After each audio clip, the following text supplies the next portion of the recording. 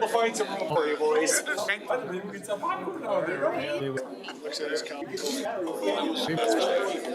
Yeah. That's what people really wanted to provide. Just so you know, I'm going to want to hear them before I make any official. It's hard to know what. Well, that was. Prison didn't have to go outside or go in. We'll take it.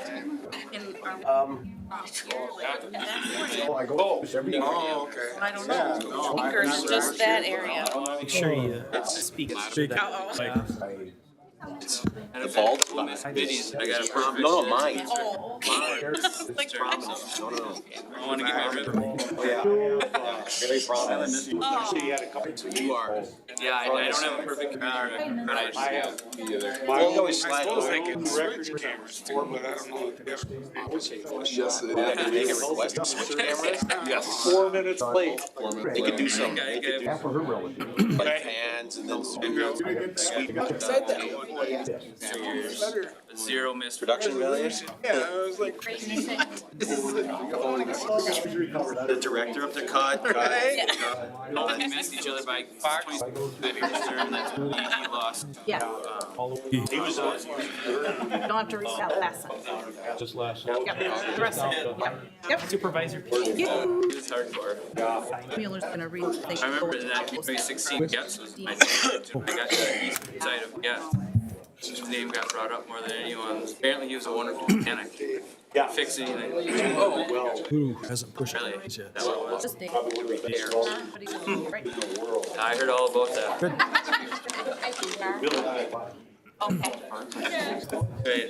Might not So be it's good. quick, but it's gonna run, it's gonna hold. Probably it's never gonna- saw. I have a lot of stuff. Yes. Something new. I have a lot of stuff. Right? It's just a typical mechanic. Okay. Yeah. Future project. They're live. Or parts and pieces needed. Live right here. Okay. You know, right? But 69 Volkswagen. I lived above my old store we had. It's sinking in yet? It was all rotted. Yeah. So it's like you now, you know, It's 6 p.m. Okay, it is 6 p.m. We will call the January 9th meeting of the County Board to order at this time. Ask to stand for the Pledge of Allegiance and a moment of silence. Allegiance to the flag of the United States of America and to the republic for which it stands, one nation, under God, indivisible, with liberty and justice for all.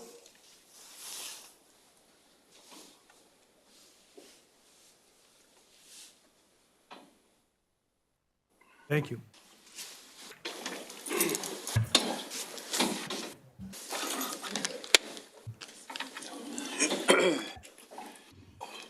Roll call. Roll call shows 20 supervisors present, 1 supervisor absent. Supervisor Sikorsky.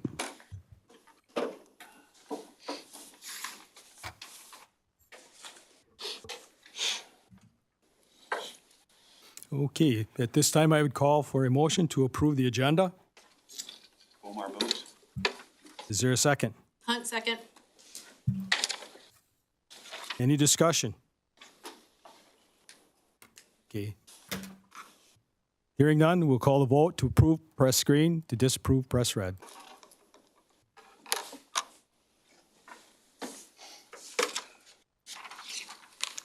Yep. 20 yes, 0 no. Okay, agenda is approved. Members of the public wishing to be heard will be given 5 minutes per speaker. And doing the time clock. I got it. Got it? Okay, first we'll have Dwayne Shrewbridge.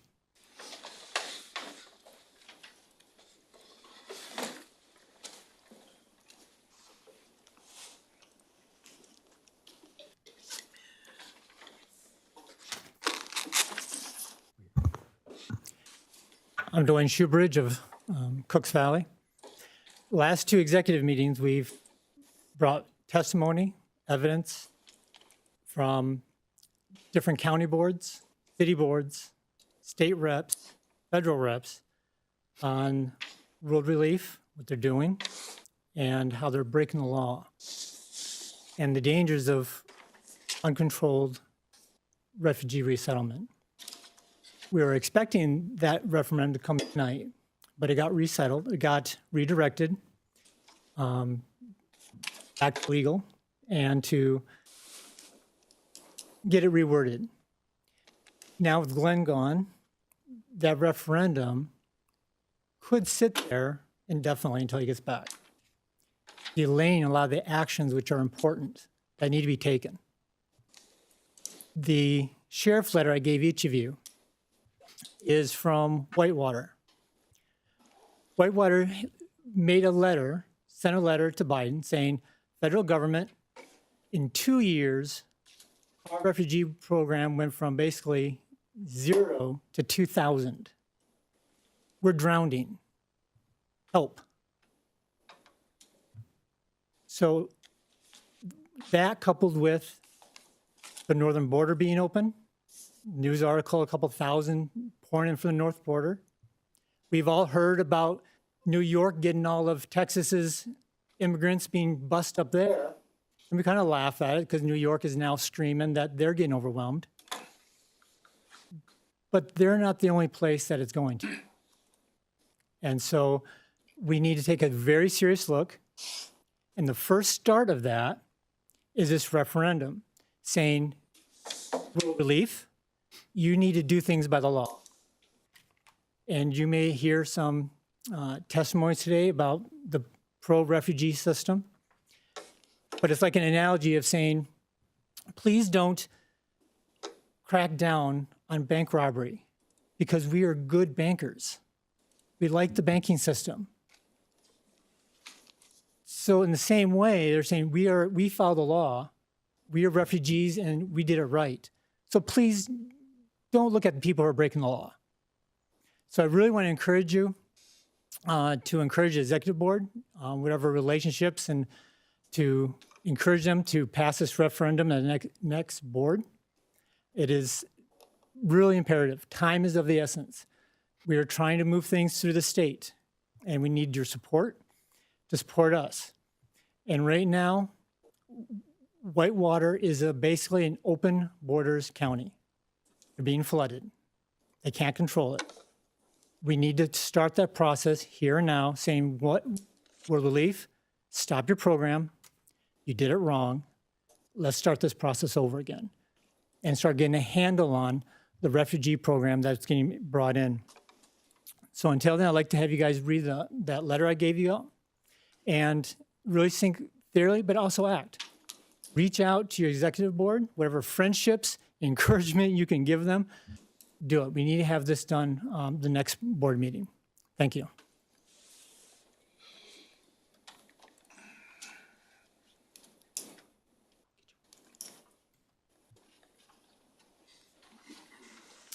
Okay. Bonnie Christensen.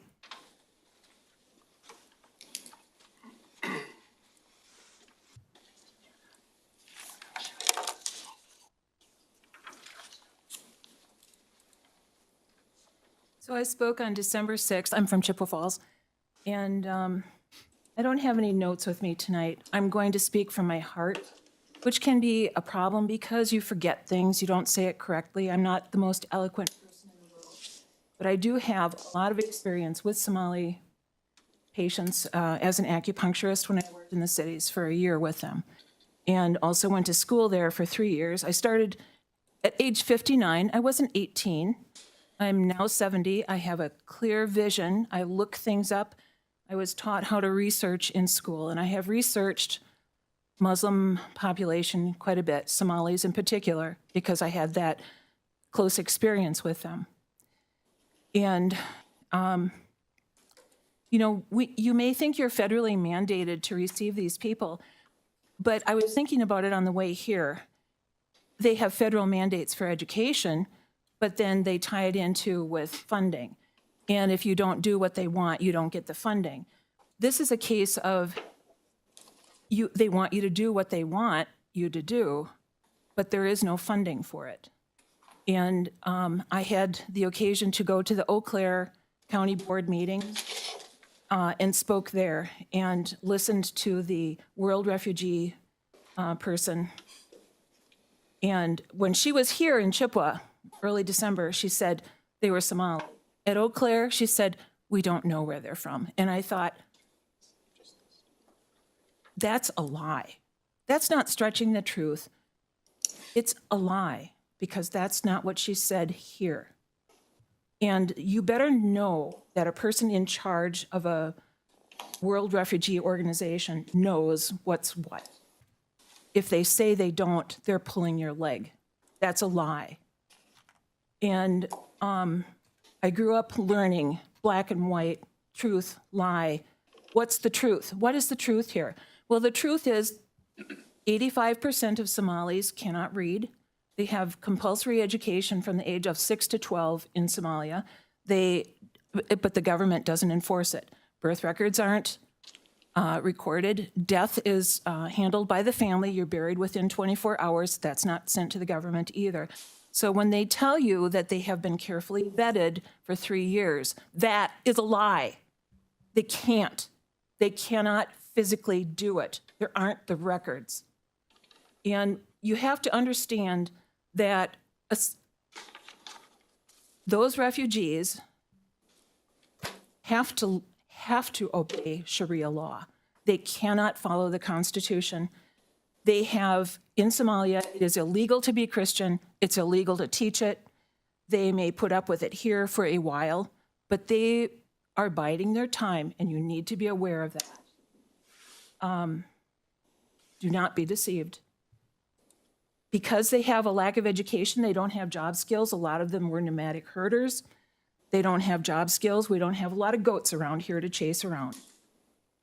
Are they going to, and the World Refugee leader said that they will be employed within 3 months and they will be paying their way. How is that going to happen? How are they going to learn English, a language they aren't familiar with, and also be able to read it and write it? They can't read road signs. We had so many traffic accident patients in my clinic because they couldn't read the signs. So you'll have an increase of accidents. And the payment for these people will fall on Chippewa County. Don't be Whitewater. Asking Biden for help is like shoveling sand against the tide. It's not going to happen. How can it happen? New York doesn't get federal. I mean, do they? Are they getting federal? They're having so many issues. Holland is kicking them out. Denmark is. Sweden, I'm not sure what's going on. I mean, European countries, Hungary surrounded its whole border with a double wall of electric barbed wire with concertina on the top and a road between the two. And they have patrols, general patrols all the time. And it's very effective because they are having so many refugees come in, they can't cope. We can't cope with the amount of people that have come in legally, illegally. I don't care how they get here. Doesn't matter. It's not a normal pattern of birth and death where you have a gradual increase that you can accommodate. This is not the same. This is an influx, and it's death by very quick sword cut. Is that my time? Thank you very much. I appreciate it.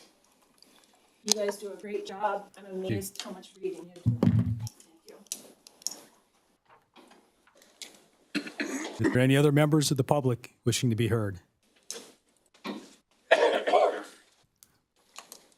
Okay. Seeing none, we will move on to the consent agenda. I would seek a motion to approve the consent agenda. Vader moves. Is there a second? I'll second it. Joel, okay.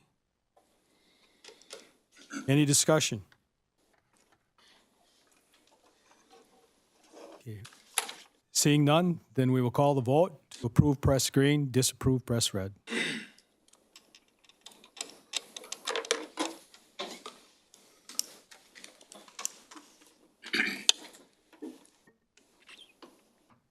Okay. 20 yes, 0 no. Okay, agenda passes. Next, we'll move into reports, and we will do department reports. Jackie Sadler. I know, and I know it's hard because I could talk about elections forever, right? So I will. I'll promise to be fast-ish. Probably 2 or 3 months ago, I said to Randy and Tracy and to Dean that I would like to give an update for 2024, since we all know that there's some big elections. That way, if you guys are asked in the public, you can answer some questions or at least direct them to our office. So we'll just go through a few things here real quick. For those that don't know, this is our staff. This is the first and only time we have taken a nice picture. Usually you'll see us in our Halloween costumes or ugly Christmas sweaters.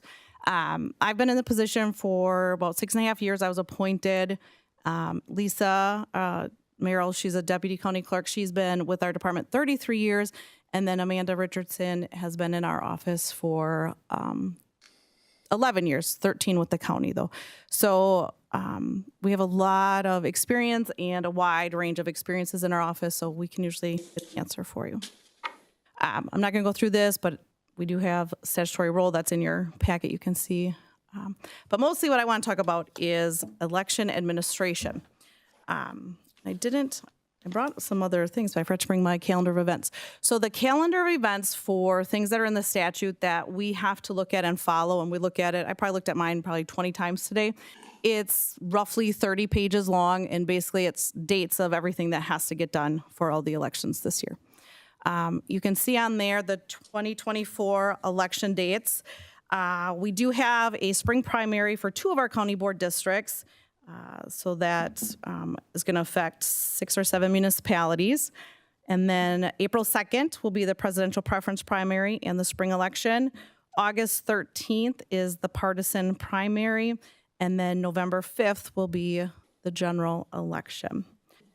And I know it's really hard to read on the screen there. You have it, though, in your packet for the election timelines. I always like to kind of explain to people that the election is more than just one day. Everyone always seems to ask us, like, on election day, how's it going, or how's today? And honestly, election day should be the quietest day out of the election cycle for me, because if it's not, that means something's usually not going right. But I just want to go through this timeline so you can kind of see. So for the spring election, that's on April 2nd, we started working on that before November 15th. November 15th was when we had to put the notice in the newspapers about the notifying that that's when the election is and what races would be on there. Then the spring election technically would end for us May 2nd. That's when we have to have the reconciliation done and all the voter participation entered. However, then we have the record retention, which depends on what's on the ballot, how long we keep those records. The partisan primary is August 13th, and we will begin working on that election. The day of the spring election is when we have to have the notice in.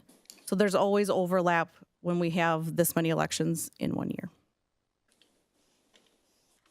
The other thing that I always find interesting is everyone knows when the filing deadlines are usually for the contest they're in. So if we look at the August primary, the filing deadline this year should be June 1st, but that's a Saturday. So it's extended to June 3rd, which is the Monday. For anyone to challenge signatures on for those races, that deadline would be June 6th. Then the response deadline would be 3 days after, which would be June 9th. Then the state will certify their candidates on June 10th. For our office, that means the programming of the election equipment and the creation of the ballots can't be finalized until June 11th. And that's, in a real perfect world, that happens ideally.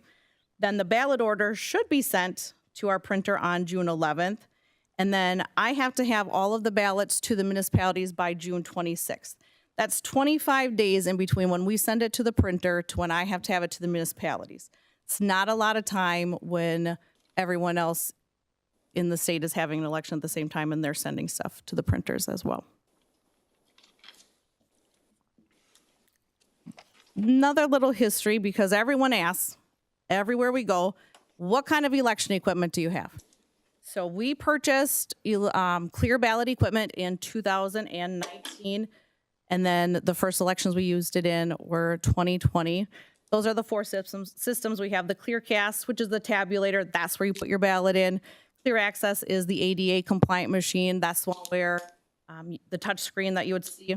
Ours is different in that the touch screen actually, we just refer to it as a very large pen, because that's what's marking the ballot. It's still going to print off a ballot that still has to get fed into the tabulator.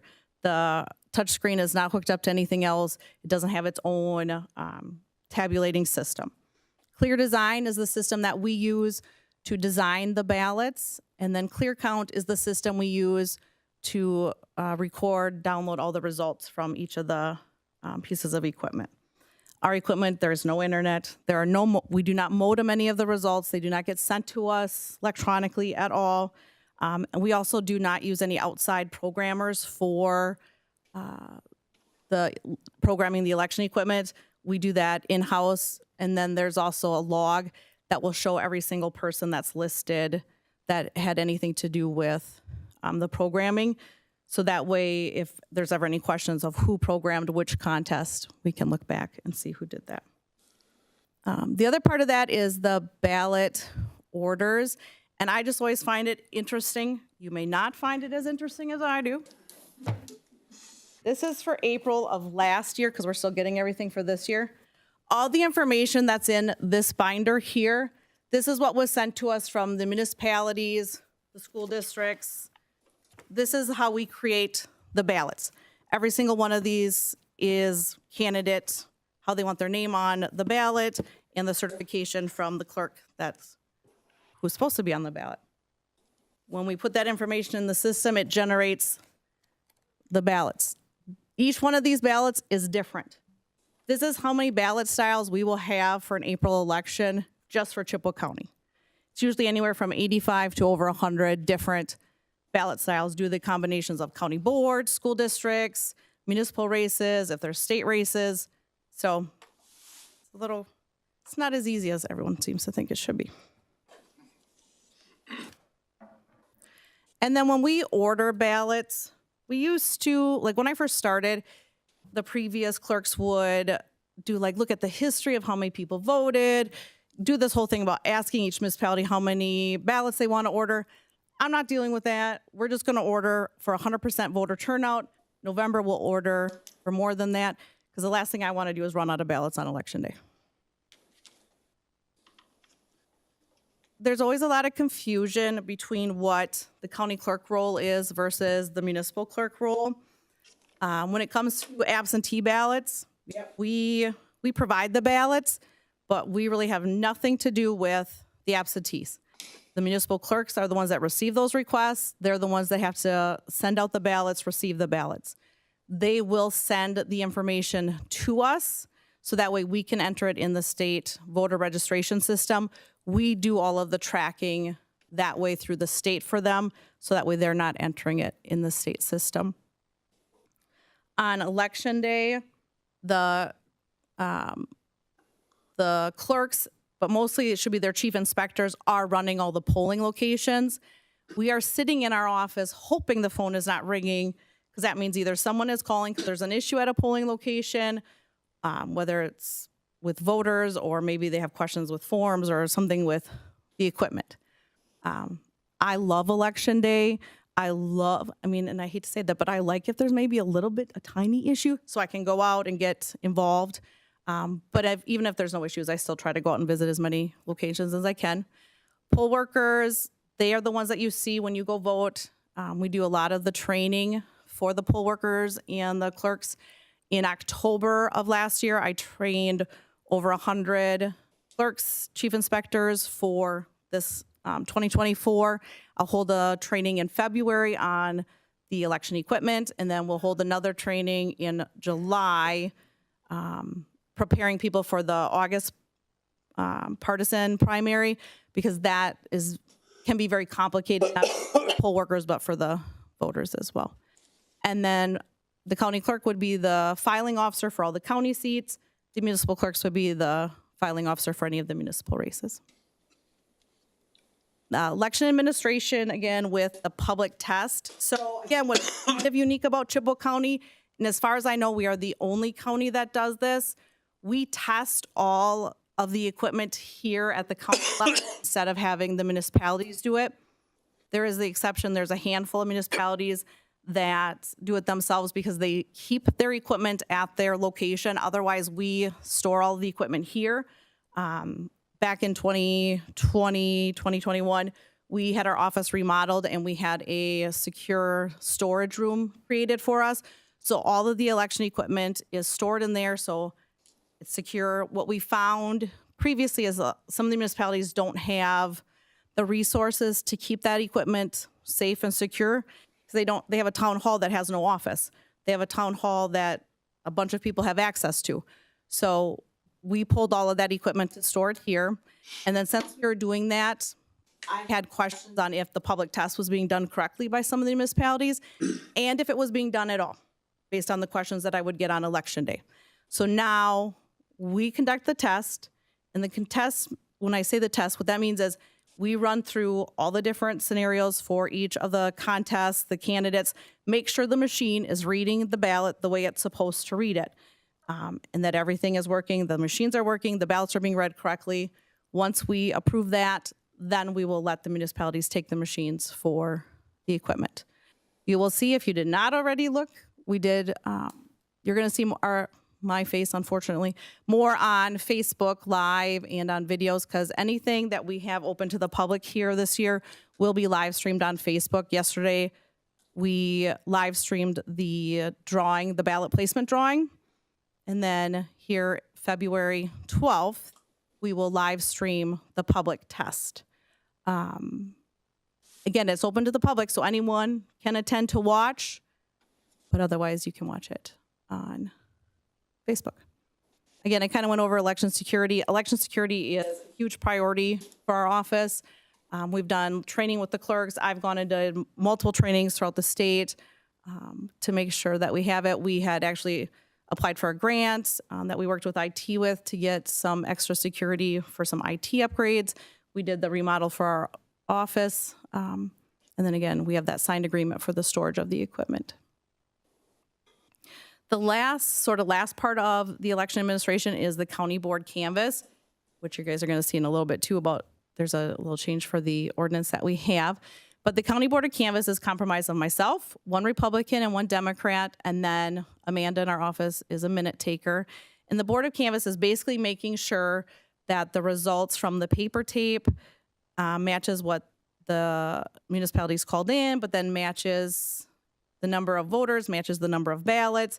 So we go through all of the things to make sure everything matches the way it's supposed to. Again, that is open to the public, but again, this year we will be live streaming that whole process as well. Post-election is the audit. We go through and hand count certain races to make sure that the machines calculated correctly, tallied all the results perfectly. Since I've been here, we've had no major issues. I can't speak to anything that happened before that. Everything has always come out the way it should based on the way the ballots looked and then what the machines reported. And then we enter the voter participation into the state system. And again, making sure everything from the municipalities works, that the number of absentee ballots they said they had matches what actually was returned. Any questions? I spoke really fast. What was the date of your chief inspector training? It was in October. We did 2 dates. Okay. Can't remember off the top of my head, but yeah. Thank you. Annette? Thank you, Mr. Chair. I just want to thank you for your transparency in this. I have been watching all of those live streams when you start testing those machines, but I had to miss it today, so I'm actually very sad. But anyway, thank you for doing what you do. We appreciate it. My husband says, I love you, but it's really boring and I'm not watching it. It's fine. Oh, Who did I miss? Dean? Yeah, I just had a quick question regarding absentee ballots. I heard of, and I don't have the story or anything, about a court somewhere down south, maybe around Dane County, talking about some changes, like you don't have to fix errors. Is that an issue, or is that something that's, I did see that from that court case. So the absentee envelope requires the voter to sign it, and it also has where the witness has to sign it. We've been going round and round for 3-4 years now about what is an address. Is it just city, state, and zip? Do you need to have just the street address and the city? If someone writes Chip Falls, is that a full address? So it goes back and forth. One of the printers, and unfortunately it was the printer we used, decided on their own to change one of the absentee envelopes this year. After the redesign, it went through a year and a half of testing and added city, state, and zip, even though statute just says you need to have the street address. The Elections Commission said, we don't care that they printed them. They're going to print you new envelopes because we want everything to be consistent. We did not go through all of this to have different envelopes out there because we don't want this voter to get that envelope, this voter to get a different envelope. Then people are going to question it. And again, it brings up questions in the process, right? So I thought that was all done and over because we threw away 30,000 envelopes, got our new envelopes here. And then now there is this court case that a judge down, in Dane County said it's okay if they have it on there or they don't write it on there, or that they can. I have told our clerks to ignore whatever we're going to follow, what statute says, city or street address. We're going to follow what our envelopes say. If someone puts more information on there than that's required, fine, but we are not going to do anything different. And we'll see. I mean, this is one of my biggest pet peeves is when courts are involved with election decisions, even when our legislators are involved, if you're going to make a change, you cannot make it in the middle of an election cycle. If an election cycle has started, we are finishing that election cycle, the change can take place the next time. You cannot make a court decision because, again, I'll talk forever. I'm sorry, Buck. I'm really sorry. But in 2020, when they decided there was a 3-day window where it was a witness was not required for the absentee ballots because of COVID. Okay, fine. So then our clerks followed that. Then 3 days later, it was reversed. Well, now we have City of Chippewa Falls had 90 ballots that got returned without a witness. Now they have to go back and try to get a hold of that voter to get them to get their witness, get a witness or redo it. When really it was not that clerk's fault. It was not that voter's fault. That was what a court decided. So it makes it a very messy process, and I cannot stand that. That's probably too much. I'm sorry. thank you, I apologize for the can of worms I opened. I'm very passionate about elections. Even though it's been crazy the last 3-4 years, I love elections. I love voting. I take my kids to the polling locations. My kids think that's all you can do at City Hall is vote, so they think they should get a sticker every time we go there. But it's a good process when it works.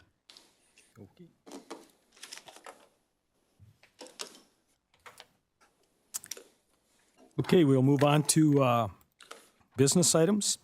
Can you get us on there? Sorry? You gotta get us logged back in. Yep.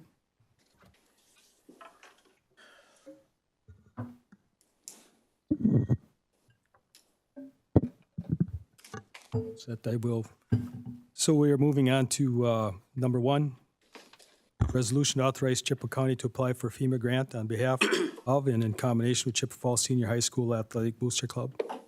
I would make a motion or ask for a motion at this time. You can read it? Yep. Okay, she's going to read it in its entirety. Resolution 0124, resolution to authorize Chippewa County to apply for a FEMA grant on behalf of and in combination with the Chippewa Falls Senior High School Athletic Booster Club. Now, therefore, be it resolved that the Chippewa County Board of Supervisors does hereby authorize the county administrator to work with the club and the school district to complete an application for BRIC grant funding to complete the project, and be it further resolved that the county administrator is authorized to enter into the attached proposed agreement, and be it further resolved the county administrator is hereby authorized to direct staff sign all necessary documents for any grants or funds Chippewa County receives for the project. And be it further resolved that the county administrator shall provide an update to the county board at its next regular meeting following the date that the BRIC grant application is either approved or denied.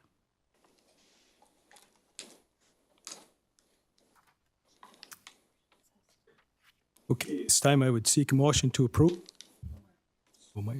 Is there a second? Burke seconds.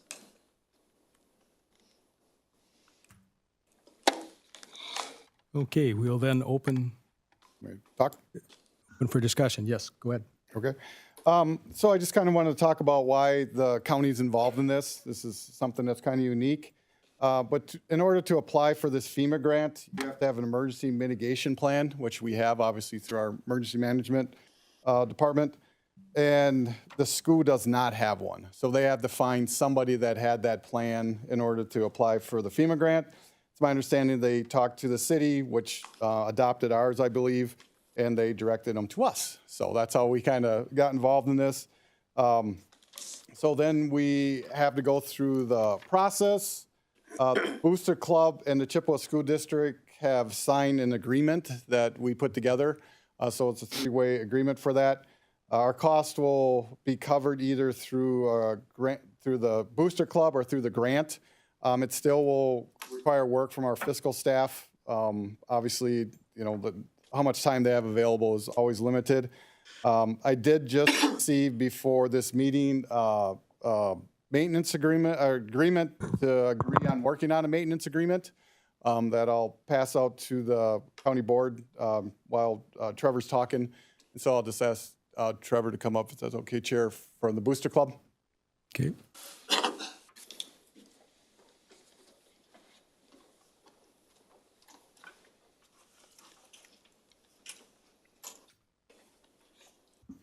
Thank you, Randy, and thank you, County Board. I just want to give a little bit of background. I know all facets of everything related to the FEMA grant, nor can I speak on behalf of the school district. So Chad Trowbridge from the Chippewa Falls Area United School District, Executive Director of Business and Finance, is here if there's specific questions related to the school.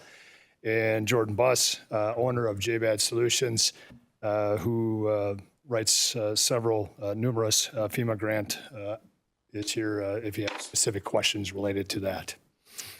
I'll give a little brief history of how this has all transpired. The Booster Club first started meeting back in March of 2023 in discussion of building what I'm going to call a fitness center, about 6,000 square foot footprint. And during the course of those conversations, we started in a bi-weekly meeting starting in late June.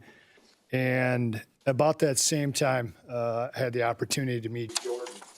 And it became relevant that really at the end of the day, there was a great opportunity to not only build a fitness center, but something that would be a multi-use facility that would benefit the citizens of Chippewa Falls, the city of Chippewa Falls, and Chippewa County. And that's kind of what's morphed to what we have today. It is a 22,000 square foot building built with concrete panel walls, approximately 34 feet high, that can be used in multiple different arrays for the benefit, again, of the community as a storm shelter. We look at this as a private and public partnership in terms of providing the necessary capital in which to make this a reality. The facts of the matter really are this. This is an application. And so, quite frankly, we are probably further along and have put more money in to get the stage of where we're at than probably, and Jordan can confirm to this, than most applicants do in submitting a grant. We have went through and attempted, we have civils, we've done our soil borings, structural, architectural. I'm not saying they're all 100% complete, they're in process, but at least trying to come up with a realistic budget and somewhat of starting to go down the road of what operational cost may be. As I say that, we're not to the end line. We haven't selected a GC. We're just trying to utilize architectural estimates and civil estimates really no different than you would do at the county board level if you're approving a highway department or looking at a potential highway department, as you put it in the budget and then you take it out to bid. And we're kind of in that same spot, to be honest with you. We're looking at the county really just being the conduit that allows us to access the FEMA grant monies if they become available. Just to go through a little bit about the process, we submit this Friday the grant application. And basically it sits in queue to be reviewed, and hopefully sometime in September-ish of 2024, we will know if we are considered. If so, then there's approximately a 6-month period with FEMA and with the state of Wisconsin, and I can't remember the acronym, I think it's WEMA, that will review the application and ask further questions of us, and before they will give us a final approval sometime, hopefully in March, April of 2025. One of the comments after the Chippewa County Board exec meeting on January 2nd was to talk a little bit about the maintenance of the building. It is a concrete structure, so maintenance is somewhat limited.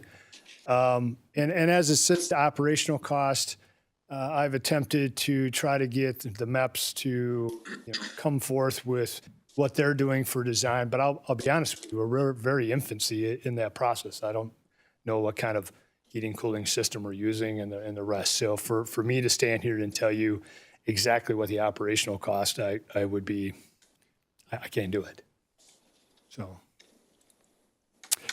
I'm hopeful that the county will approve the resolution. I think it's a win for, again, the city of Chippewa Falls, the school district, the Booster Club, and really a much needed facility for disaster recovery in the event of a tornado that happened in Stanley a few years ago, that people have a safe haven, that they can be safe. And I would take any questions that you may have. Mr. Bomar. Thank you, Chair. Is there any estimate as to what the county's contribution, involvement, reimbursement will be? Any estimate of?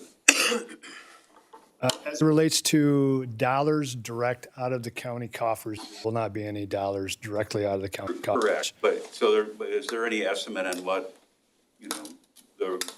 assuming the Booster Club pays or reimburses it, is there any estimate as to what that will be?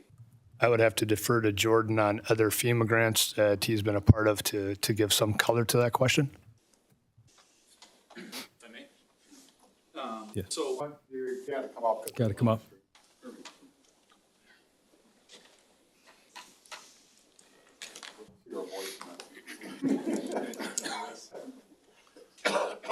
As it pertains to the grant management costs, they are typically very limited, that the county would see. And any of those costs, we would apply for what's called subrecipient management costs, which would cover those at 100% federal reimbursement to the county, to the Booster Club, and to the school district. As for a dollar amount, I don't know what your department. Yeah, I don't think I could. So but it's in the federal grant, not likely to be put up onto the Booster Club then? Correct. If selected and awarded, yes. Okay.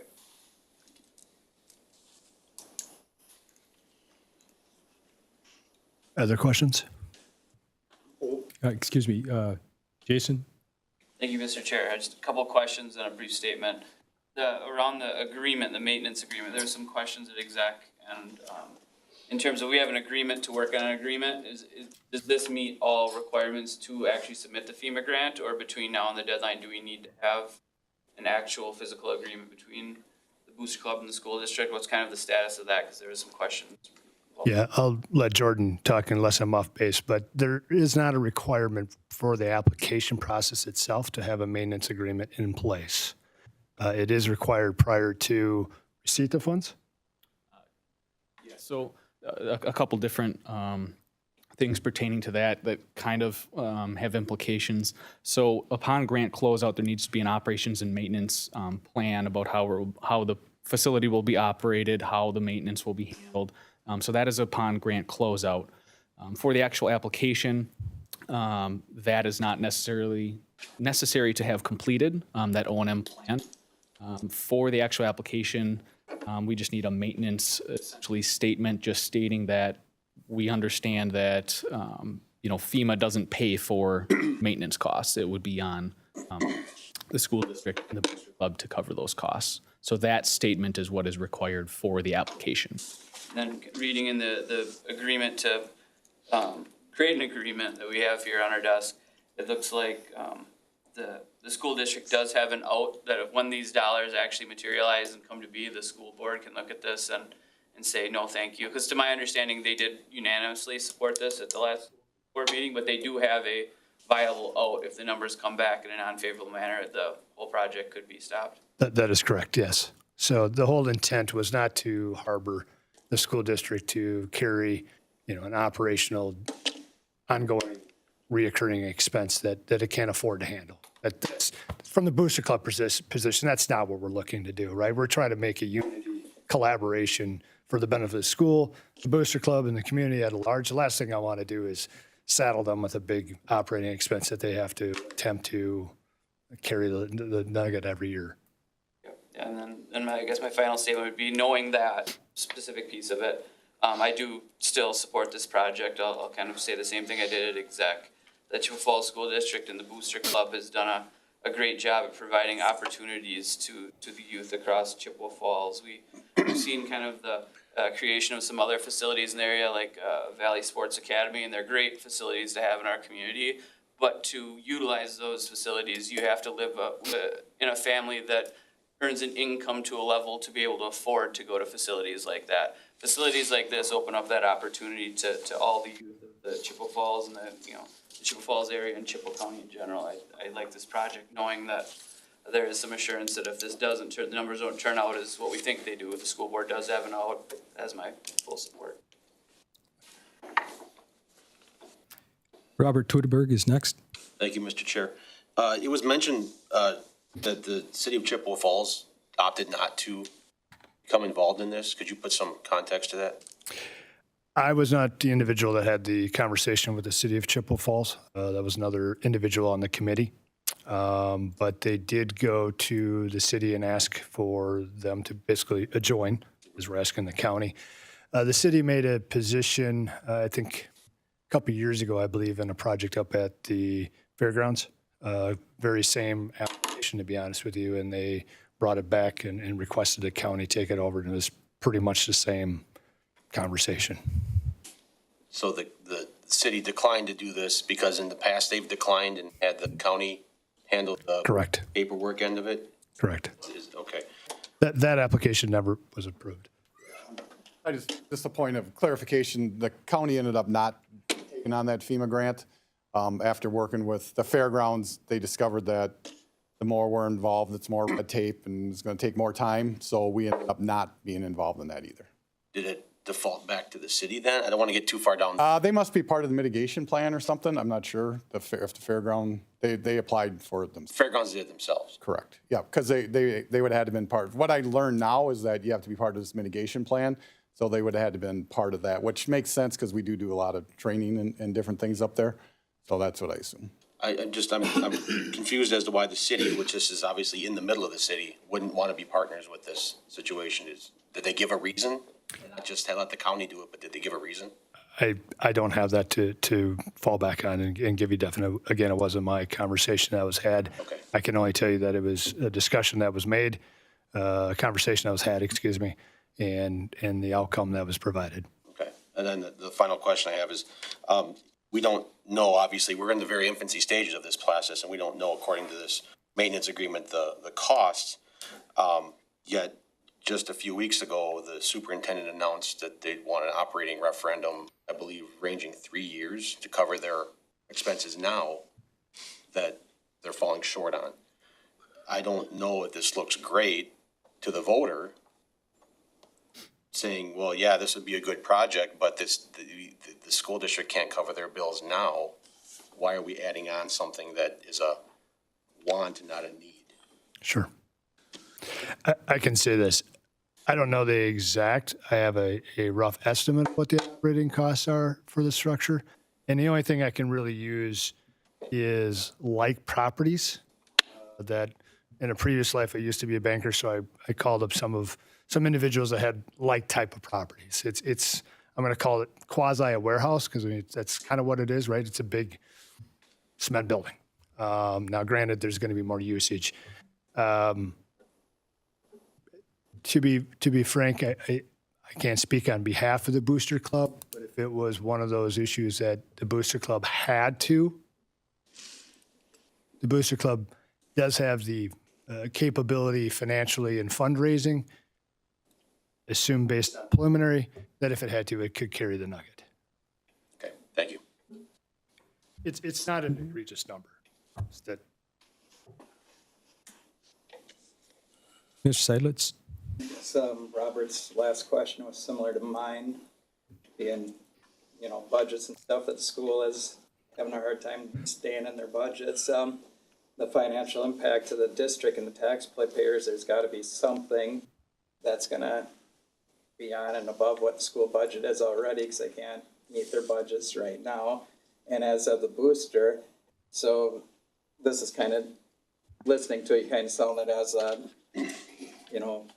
place for a facility that everybody gets to use, but it's probably at the end is going to be more of a facility for people who make the teams and make the sporting events to be able to use.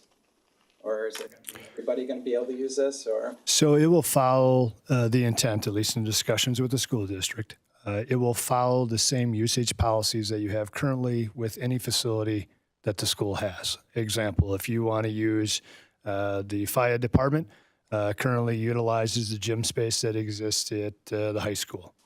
If after hours it is not being utilized, and I can let Chad speak to more of that specifics, it is available. If it is a nonprofit, I believe it to be free. If you are not a nonprofit, there is a minimal charge to pay for to recoup some of their expenses as it relates to janitorial and lights. because right now there's such a shortage of gym space, and I know there's a lot of kids out there that do not make teams and do not get to utilize the gym time because they don't make a team because we don't have coaches, gym time, things like that. So it's hard for the whole community to get to use something like this. You know, I've been on the Boys and Girls Club, been the president there for a couple terms, been there a part of the board for 15 years, multiple capital campaigns. You know, I go out to all kids and I would say this as a freshman football coach, the hardest thing is when I lose a kid, right? They're 14 years old, very impressionable. I want someplace for them to be safe. I don't necessarily teach them the game of football, but more importantly, I hope to teach them the game of life. And as I look at that, to your comment, kids need choices or they make bad choices. And the facility is meant to be really about, yep, it can help support physical education classes, and it can also help support. And one of the things we've looked at is the FEMA grant, if we received it, it does allow us to potentially expand beyond what we originally intended. Originally, we intended just to have turf.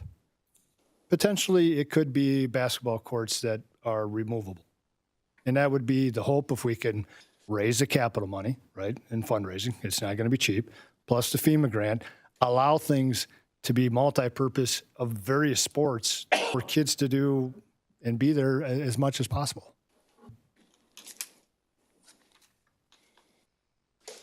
Supervisor Gearing. Mr. Chairman. So not knowing exactly what dollar amount your FEMA grant application is, my question is, would this count against the county at any given time? Will we too want a FEMA grant?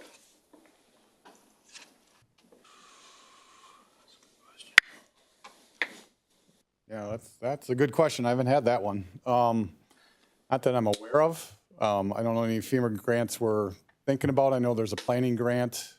Tyler's here from, yeah, if you want to come up I called him the department before, sorry about that. I understand you're under the sheriff. So, old habits.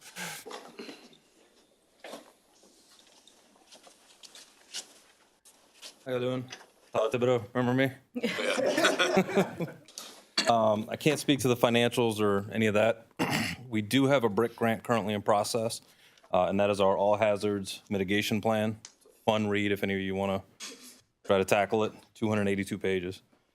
In our BRIC grant, or I'm sorry, in our current all hazards, it runs from 2020 to 2025. Can I get somebody to help me hand these out? So this is on page 202. One of the severe weather mitigation strategies that was identified when this one was written was the installation of safe rooms and storm shelters pursuant to grant funding to make cost sharing available. So it is something that the county had an eye on in 2020. That's about all I've got. So hope that helps.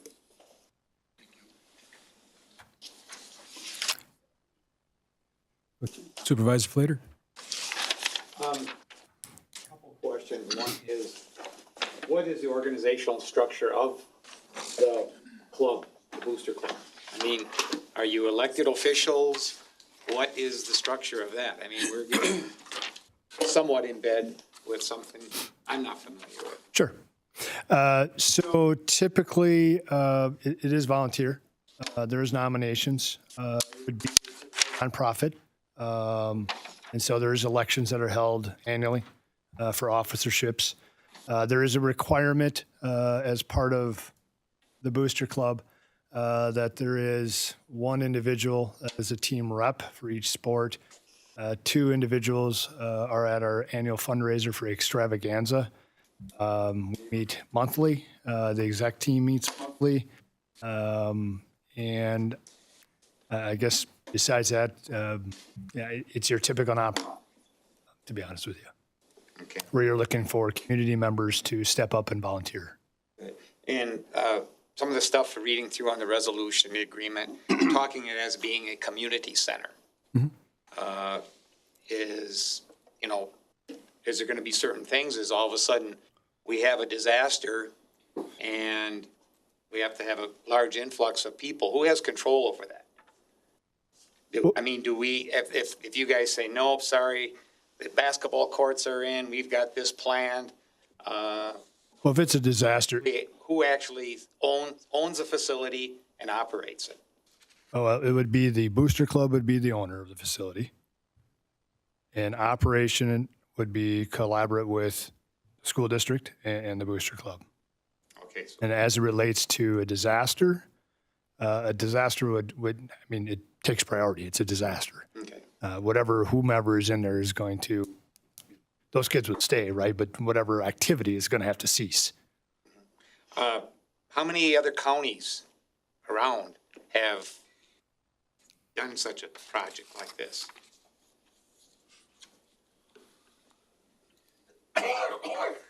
I have no idea on that. We wouldn't know that. I wouldn't know how they answer that. We'd have to put a survey out or something to find that answer. It hasn't been talked about. I can tell you that with my administrative group, but, so I really don't know. And then I want to finish answering the question about if this would hurt us for FEMA. We don't have an answer for that. I'm not sure. Just something new. As being from District 1, I encompass, in my district, I have 4 school districts. Another district, I was talking to a gentleman there, he says, whoa, we can do that? We'll take that also. So, I mean, this is something that I think we're stepping on some pretty fragile ground here without knowing, you know, again, if all of a sudden we get some other areas that saying, you know, we've got, I know one school district in my district, their building needs to be replaced, the whole main school. Well, would that money be better spent in that new structure? You know, that's my kind of my standing. And then reading through some of the stuff, there was a lot of contradicted each other in the agreement and the resolution and stuff like that regarding, expenses. The county will be reimbursed, and then other one says they may ask to be reimbursed. So they just, I can tell you that the county wants to be reimbursed. It's in the agreement that you will be reimbursed for your expenses, either directly through the FEMA grant or through the Booster Club respectively. But then that will be somewhat then, as far as community, what does that do with private schools in the area? Maybe some schools from other schools in the county that would want to use it. So, So in regards to, other school districts pursuing these grant funds in future years, so this is kind of a result of FEMA has changed some of their guidelines for meeting the HMA planning requirements, where you have to have participated in and adopted the hazard mitigation plan. So in going through that plan update process in the next year or so, to update the current plan, because it runs until 2025, I would encourage all school districts in the county to invite those school districts to participate in that plan update, and then they can apply directly. So historically, in Wisconsin, school districts have not participated in the plans prior to that change in interpretation by FEMA. thank you. Supervisor Teuteberg? Oh, Mr. Excuse me, George. Thank you. Yes. School District Owen, coupled with the City of Owen, have constructed one of these. I'm sorry. And also Spencer, Wisconsin, in conjunction with the City of Spencer, have Correct, the Village of Spencer, yes. constructed one of these. I would suspect that, while the FEMA grant must have requirements within the grant of how it's administered, as far as the protections, what has to be raised. Well, how I understand Owen, my wife is from Owen, that so I know more about that one, that they had to have a certain amount of money and maintenance set up prior to the actual construction of the building. So in regards to the money set up, there is a budget estimate for what it costs to construct the project, and that is what calculates, what the federal cost share is relative to then the local cost share. So the standard cost share is 75% of eligible expenses. The remaining 25% comes from a local funding source, which would be the Booster Club. So then there is also ineligible expenses because FEMA is not going to pay for turf or, equipment, things like that. So that would be an additional cost. So those costs are being worked on with the budget estimate. In regard to a maintenance, estimate, there is a statement of an estimate that we are currently working on that you have to put forth in the application. How accurate those are, I can't speak to what the actual maintenance expenses are. And that is relative to keeping the FEMA facility to meet FEMA P361 standards, not necessarily heat the building, what the utilities are and things like that. I guess that was my point.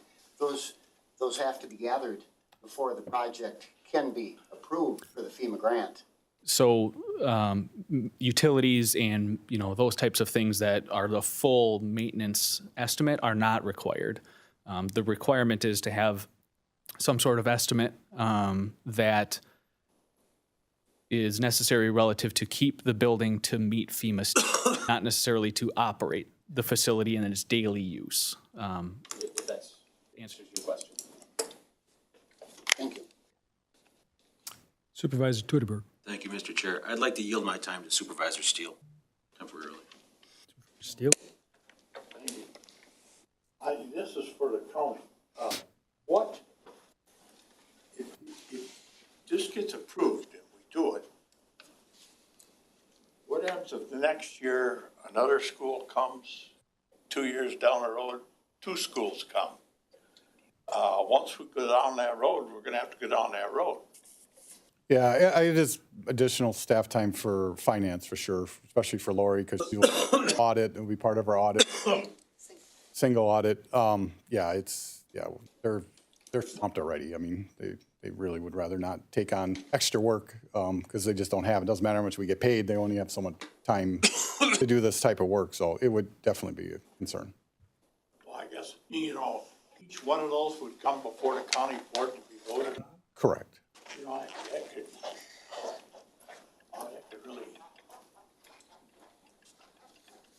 really be a problem. District, of course, they're all populated the same population, but just like Supervisor Slater said, you know, he's got 4 school districts in his. Whatever, you know, I mean, is he gonna vote yes for one and no for another one? Yeah, and I'll tell you, everybody will, when we get into these kinds of projects, everybody will say there won't be any extra work for us, but there always is. That's just it's just the way it is, But we should recoup the cost, we will, yeah. The time, you know, again, time's time. That's what bothers me, time's time. Mm-hmm. You only have so much time in the day to do your work, so, I mean, they're pretty much maxed out on everything they're doing. I mean, we just did a software update, you know, there's always stuff going on. It will definitely affect them. Well, then, to me, there's a cost associated with their time. Oh, yeah. No, yeah, we'll get reimbursed for that. What I'm saying is you can't make up time. Like, they only have so much time in the year, so much time in the day, so.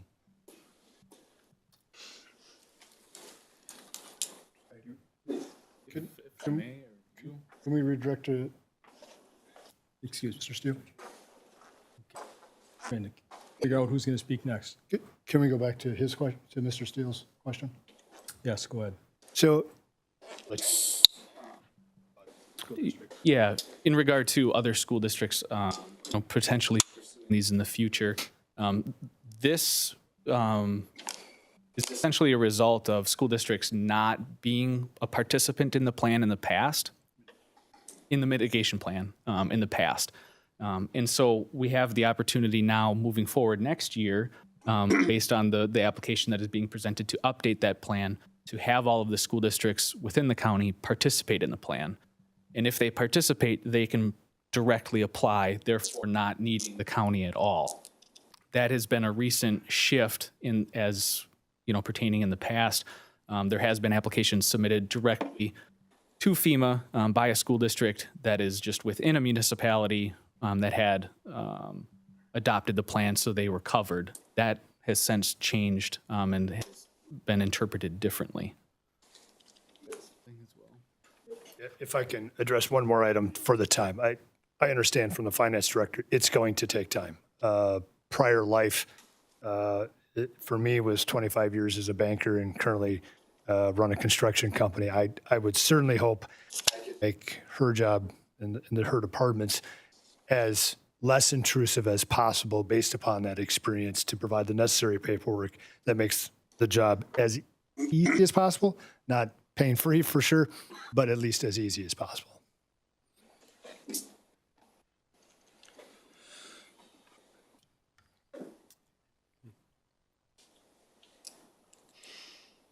Do you wish to speak now, Supervisor Tudberg? Yes, thank you, Mr. Chair. At this point, I'd like to make a motion if I could. Yes, you can. Could I make a motion to table this matter indefinitely? And if seconded, I'd appreciate the floor to explain my motion. Okay, so the term you're looking for is postpone? I apologize. Right, table means we take it up Postpone and at this this meeting. matter indefinitely. So you want it postponed indefinitely? Okay. I second that. It's second by Flater. Any discussion? Yes. Thank you, Mr. Chair. I think this is a very worthwhile project. I think this certainly fills a lot of slots and certainly helps in a variety of ways. However, I have some serious concerns as to the cost to the taxpayer when the school district has just come out within 3 weeks saying they don't have enough money to cover their current operating costs, and for the county to now proverbially hitch our horse to that cart I don't think sends a very good message that we're being fiscally responsible with the taxpayer dollars. Even more so than that, I'm also very concerned that the city of Chippewa Falls isn't more on board with this. Maybe that's the wrong term, but the impression I'm getting is that they're not either interested or weren't approached. This literally falls in the heart of the West Hill. And so for the city to not be a partner and a stakeholder in this, I'm a bit confused and concerned by all that. Supervisor Gary? Thank you, Mr. Chair. So if this were taking place in my district, I'd be pretty excited about it. With that in mind, I think it's great locally. Because my question wasn't able to be answered about how this would affect future FEMA grants for the county, I think this should fall on the city of Chippewa.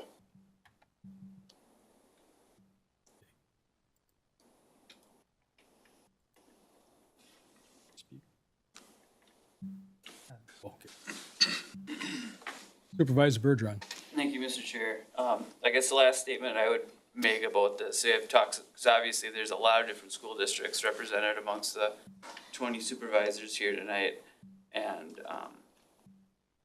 it seems like maybe there's hesitancy because there's not a belief that their school district would get the type of love that the Chippewa Falls School District is getting here. And I don't see a reason why they would. I don't care what school district it is. If there's an opportunity to give the kids of our communities opportunities to be involved in sports, to meet as a community, it might even be sports related, given that this can be a community center. I think that's really important to keep in mind. I think it would be, it sounds like it might be less likely to come about because the school districts could directly apply in the future with the change of the rules. I would still support any school district in this county taking on a project like this. And then I completely understand the cost piece and the not having exact details coming out. But where I get hung up there, and which is why this one is odd, because the county board has no direct impact on the tax line of the school district. Given that the school board can kill this at any time if they feel uncomfortable with the cost coming through, and the fact that they voted unanimously to be a part of this. You know, the school district doesn't come to us questioning how much we spend on bridges. You know, we weren't voted to represent the school. Right now we're a conduit. And if the school board, who was elected the same as we, are on board with this and have an out if costs get out of control, I feel like it's an odd dynamic because it's two municipalities, two different tax lines going on here. And that's kind of the approach that I took on that. Thank you, Mr. Chair. Supervisor Howell? Well, as a member of the Chippewa Falls City Council, we were in a similar type of situation on resources. And sometimes it comes down to the same decision. You know, yeah, you get reimbursed, but you know, the city obviously is even smaller amount of resources available to take on something like this. And I think that's the main reason that came by is, you know, you have to have the time and resources, otherwise you sacrifice something you have going on, even if you get reimbursed for it. So there was nothing methodically against this. We're all for that, but it's having the ability to be able to take it on. And in this case, it sounds like the county, that's what we're deciding, do we have the ability to take it on? Your only responsibility is to help them submit the grant and have the requirements, but it does take resources. And the city at the time didn't think we had the extra resources that we could put forth to help them out in a timely manner. And usually the grants that have time involved too. You can't just sit there forever and sit about them because they go somewhere else then. So I believe there's probably some urgency on this. I don't know the time, but usually there's an urgency. Okay.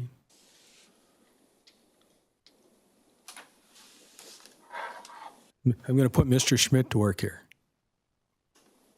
So after hearing this, I'm compelled to speak. Because number one, when you look in that packet, you see a draft letter from me supporting it. And it says draft for a reason. Because it's not complete. We're not complete. The school system funding is set up through referendum. We're looking at an agreement for a maintenance agreement. We don't know what the costs are going to be for that. it is required by the FEMA grant that those costs be included. We're getting the cart ahead of the horse. The people of that school district have a right to vote on their expenses for running that school. And we heard testimony tonight that there's a proposal right now for a referendum for a couple $1 million or something like that for expenses they don't have. That doesn't include this. Well, I like the concept. I also worked in state government most of my life, and we cross T's and we dot I's. And we got an I that's not dotted.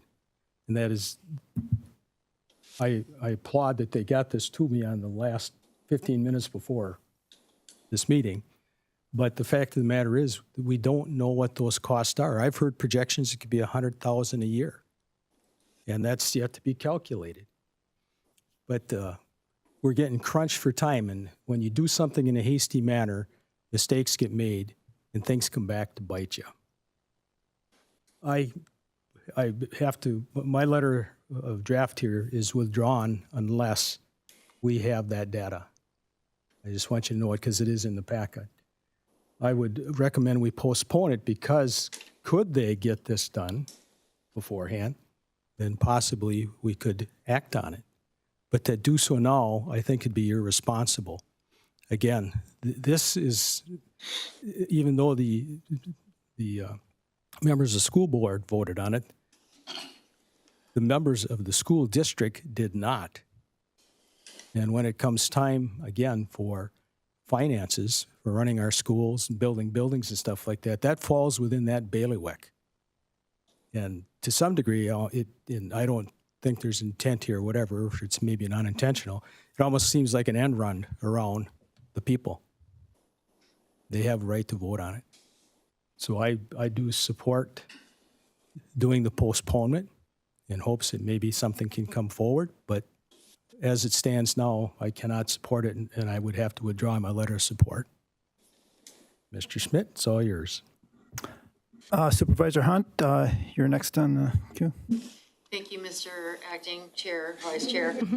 So confused. Anyhow, I do want to say that this is in my district, and this is the first I'm hearing about this, and I do have many family members that have benefited from the sports programs over at Chi High, so we greatly appreciate the athletic boosters and everything you've done over there. I actually am a teacher at McDonald High School right now, and my concern is that obviously all the schools are hurting, even McDonald's hurting.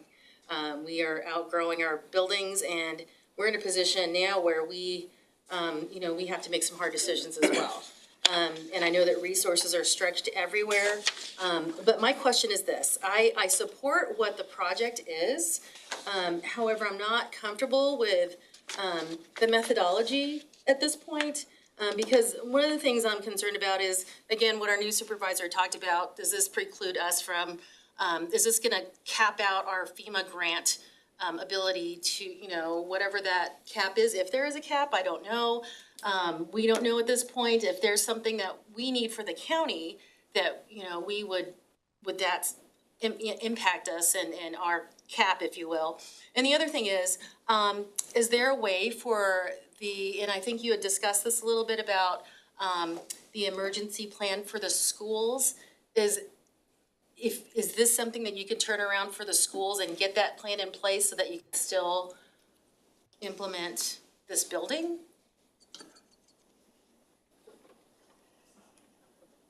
Am I okay to answer? Yeah. Okay, I just wanted to make sure.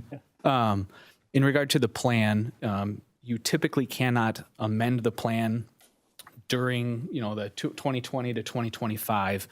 Wisconsin Emergency Management typically does not allow you to circumvent that except for in certain situations. We did do that last year with a number, I believe it was 2 school districts, just because of the implementation change that came at kind of the last minute in the grant cycle. Wisconsin Emergency Management kind of is hesitant and did not want to do that in the middle of a plan.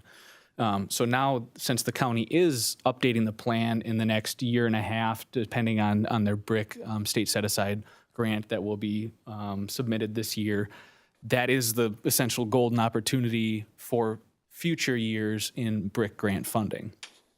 For this year, that was not an option. Thank you. Anybody else? Am I able to address one more? There was a comment as it relates to the impact to the school district, and of which I'm very keen to that and have an ear to that. I did make a comment before, and I stand behind it. This is not an offload to the school district. If the school district and the constituents, be it in a voting referendum, if that's what it comes to, says no for an increase in operating expense, the Booster Club does have the wherewithal and the capacity on an annual basis in which to fund the operating cost, both from utility and a replacement, if deemed necessary. I just want that to be on the record.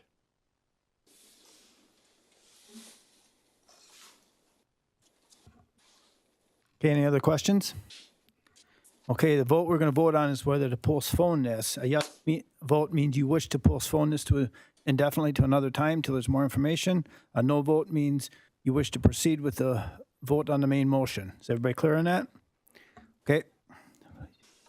Ready, Jackie? I am. Computer isn't, huh? No, it's right there. Okay. Green to approve postponement, red to disapprove. Release? Yes.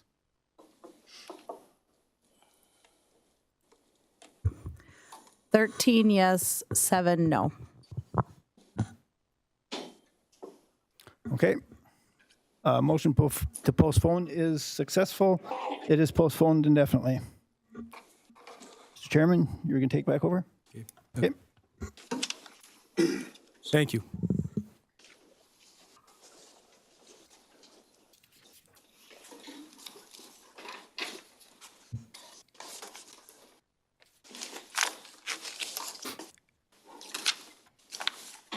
Okay, resolution 0224. Oh, yes, I do. Resolution 2-24, resolution to approve revisions to guidelines and procedures for allocating opioid settlement funds and to amend the FY 2024 budget to reallocate funds. Now therefore be it resolved that the Chippewa County Board of Supervisors hereby approves the proposed revisions to the attached document titled Guidelines and Procedures for Allocating Opioid Funds, and be it further resolved that the county board also approves the proposed revisions to the attached opioid fund request form, or as may be amended by the county administrator, and said form shall be completed by any applicant requesting opioid litigation settlement funds for opioid abatement projects. And be it further resolved that the county administrator is authorized to approve requests to use opioid funds for training, seminars, other educational opportunities, or miscellaneous expenses that occur outside of the normal budget process. And be it further resolved that the FY 2024 county budget is hereby amended to authorize the transfer of a total of $30,000 from opioid abatement account fund 233 fund balance, with $20,000 allocated to the meetings and conventions account and $10,000 allocated to the program expenditures account for miscellaneous opioid abatement related items, forwarded to the county board by the executive committee. Mr. Schultz. Thank you. We'll need a motion. Motion. Oh, excuse me. We need a motion to approve. I'll make that motion. Supervisor Howell, and a second. Peterson. Peterson seconds. Okay. Good. All right, thanks, Chair. So passage of this resolution would approve proposed revisions in the attached guidelines and procedures for allocation opioids funds. These revisions will in part authorize the county administrator to approve requests to use opioid funds for training, seminars, and other educational opportunities, or miscellaneous expenses that occur outside the normal budget process. And then the passage of this resolution will also authorize to amend the 2024 budget to utilize $30,000 broken out into $20,000 for meetings and conventions and $10,000 allocated for program expenditures or miscellaneous items.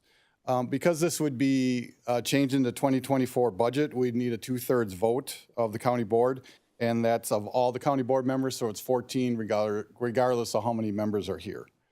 So I thought really where this came out of is obviously we did a lot of work, opioid mitigation, doing all the litigation. There was a lot coming at us at that time. And we came up with this procedure not exactly knowing how many grants we'd receive, how many settlements there would be.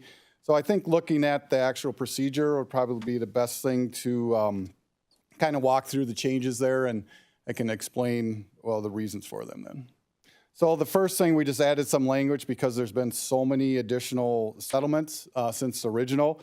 And I tried everything I could. I emailed every person that I could find available for opioid litigation to find a master list, and nobody has them. But we do keep on getting settlements, so we just wanted to keep that open. Securitization was something that we talked about early on, and we're just not able to do that. The way the law is written, we're not allowed to try and utilize that methodology, so that has really gone away. If we go down to the county administrator recommendations, number 2, we just added training. And that's kind of how this revision started. We had a request to utilize some training, and under the old standards, we would have to bring a whole resolution forward. There'd be things outside the budget process that came up, so that's the reason for some of the flexibility. But on the next page, again, we eliminated some language there about securitization. And then the whole section, the whole section about the work group. We originally had an opioid work group trying to come up with ideas, and then really what came out of that was the process. And as you know, the county board's approved that this will be part of the process every year, because we're going to have these funds for many, many years as part of the budget process, and the county board will approve those as they go through. So some of the additional language there says the county administrator is authorized to approve requests to use opioid funds for training, seminars, and other educational opportunities or miscellaneous expenses occurring outside the normal budget process. Those requests do not need to be reviewed by the policy committee. They will be funds budgeted for training and miscellaneous expenses in the opioid segregated fund. So the county board would still have control on how much is available to use that throughout the year. But we'd have some flexibility because training comes up, or a piece of equipment goes out that doesn't cost that much that we could replace. It would prevent having the delay of 2 or 3 months to come back to the board for all those expenditures. We still want, if there is training, if there is some kind of miscellaneous expense, we do want that included in the budget process if it's known at that time.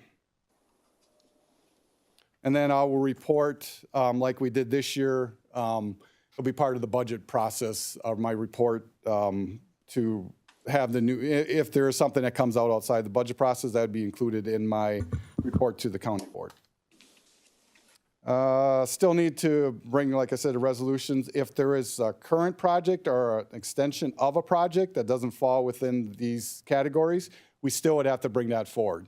The reason for those would be typically a bigger project. So the county board would have to approve something of a bigger size for that falls outside that training category. And then I'll include the opioid abatement program service projects and approving training requests as part of the next year's proposed current budget presentation, like we did this year. So then the form changes after that are really just related to the changes in the process. And again, because this motion includes the budget, we would need a 14 total vote. That's all I have, unless there's any questions. Any questions?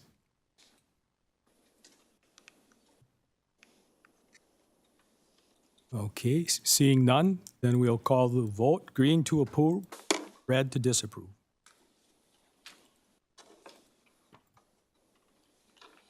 And whenever you're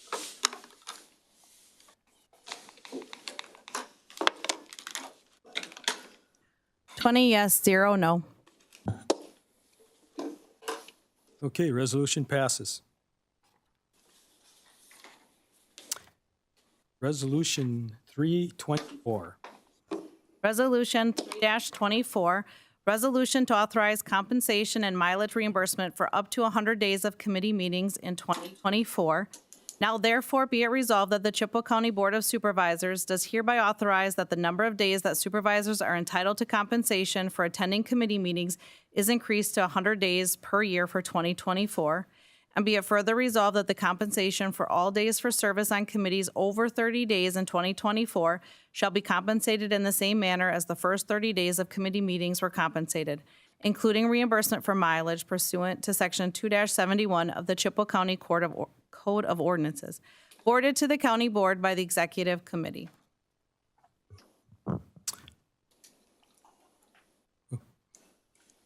Okay, we need a motion to approve. And is there a second? Second. Okay, 'cause I was looking for you back there. Okay. Discussion. Go and speak on it, quick. Want to talk? So there's a little confusion in the executive committee, so I apologize for this. Usually Jackie brings this forward and has all the good information. She was downstairs at the time and couldn't get up in time, but really what this is doing is by statute, you're only allowed to pay county board members 30 days if you're on a certain population that we're in. This allows us to go above those 30 days. So if you were on the executive committee and county board, after you hit your 30 meetings, you wouldn't get paid anymore. I don't think anybody wants that. So we've, for several years, have brought this forward and extended that to 100 days. So sorry about the confusion at the committee meeting, but that's really the change. It's not the 100 that we're concerned about. It's about people going over the 30. And we need a 2/3 vote for this. That's what it says. Any questions? Okay, seeing none. Green to approve, red to disapprove.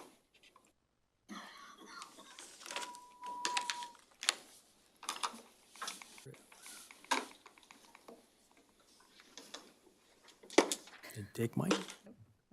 Sure. 20 yes, 0 no. Okay. Resolution passes. Resolution 424. Resolution 4-24, resolution to create a second full-time deputy corporation counsel position within the Corporation Counsel Division of the Department of Administration. Now therefore be it resolved that a new full-time deputy corporation counsel position is hereby created within the Corporation Counsel Division of the DOA, effective upon passage of this resolution. And be it further resolved that this new deputy corporation counsel position will have the job responsibilities as set out in the attached job description and will be funded as set out in the attached personnel administrative change form forwarded to the county board by the executive committee. Okay. Do I hear a motion to approve? Make a motion to approve. McGill? Is there a second? I'll second. Second by Hull. Okay, discussion. Okay, Chair, I'll start with this. So this was part of the budget process. Obviously, we talked a lot about this throughout the budget process, the new positions coming forward. This is a resolution that allows to create that position. And obviously, Todd's here if you have any questions, specific questions on the position itself, but we have talked quite a bit about this during the budget. Okay. Supervisor Bomar. Thank you, Chair. I guess my simple question is, what's normal? What do our peer counties have? I mean, we're a county of, what, 67, 68,000? How many is appropriate? And Yeah. what do our peer counties, I mean, is it 1 per 25,000? Yeah, that's like that we can work with, or? Yeah, unfortunately, it doesn't work that way because it depends on what the corporate councils do. Like I came from Lincoln County Corporate Councils, didn't do anything with child protection services. They did general legal work, I guess, general work for the county. We do very intensive work in DHS with our land conservation forest management, our zoning. So it's really hard to to say how much it is. It's really about workload, conversations and things we've seen and capacity for the two current corporation councils in there, and just they're falling behind, keep on falling behind on projects they're trying to do, things they're trying to get completed. So he could go through the numbers as far as how cases have increased in that if you wish. I think, do you have those numbers, Todd? You have some of that? I don't have the exact numbers on me, but what I can say is that I started in 2008, from about 2020 on, we handle cases in CHIPS, guardianships. CHIPS is Children in Need of Protection Services. Guardianships, mental commitments, child support. All of those caseloads have at least doubled since 2020. And then we have a kind of a unique arrangement in our office. It's the way Jim and I decided to set it up when I was hired, was that we wanted to dole up the work based on what our strengths were. My strengths were more in the transactional work, Jim's were more in the litigation area. So Jim handles the bulk of all the litigation, all of the hearings, all of the court work. I handle basically everything else. And I've seen personally my caseload, the number of cases that I've opened on an annual basis, again, in the last, since at least 2020, those have doubled.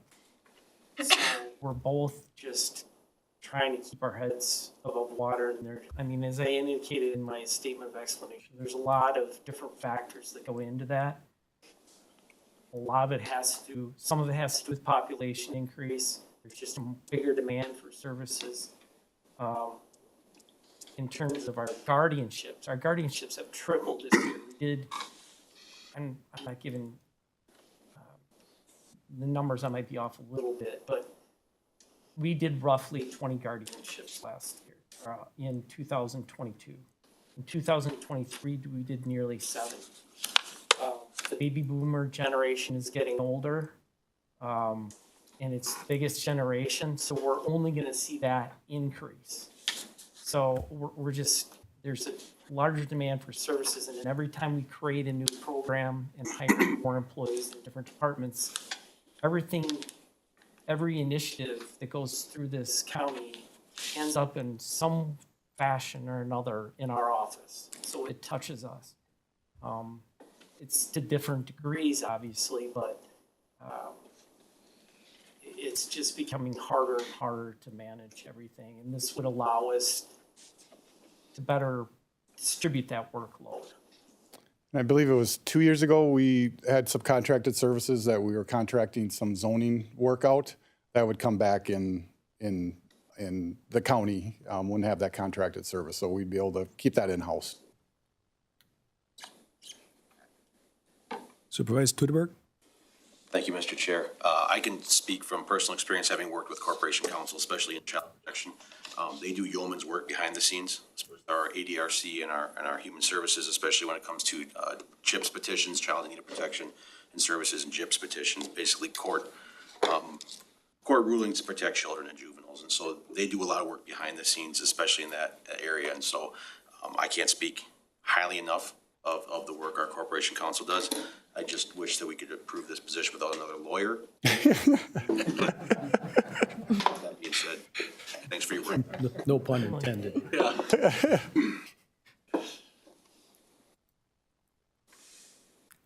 Anyone else? Okay. Seeing none, we will call the vote. Those in favor, push green. Those disapprove, press red. Whenever you're ready. Go this time. 20 yes, 0 no. Okay, resolution passes.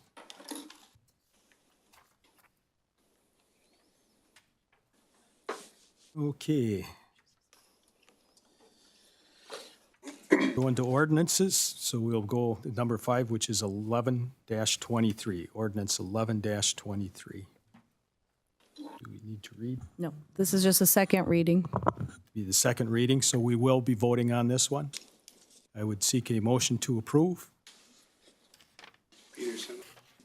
Okay, Peterson, and is there a second? Second. No, it's a ordinance. Want me to speak on it, Chair? Yep, go ahead. Obviously, we talked about this quite a bit in the first reading, and really kind of the sticking point that we heard, our concern was on page 104 of your packet. It's under number 10 in there, under the decibels. There's some questions about that, so there was language added to this. But it says, I'll wait for, there you go. It says, but not to exceed 120 decibels for reasonable extended periods of time. I know the sheriff was involved in this, Jackie's been involved in this. They talked with Asher, Fast, obviously, who this really affects, and they all agreed on that language or thought it was doable, so that's what was added. Everything else remained the same. Okay. Any questions?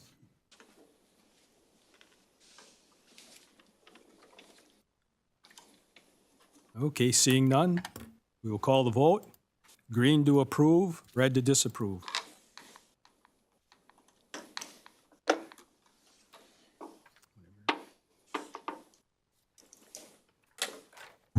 20 yes, 0 no.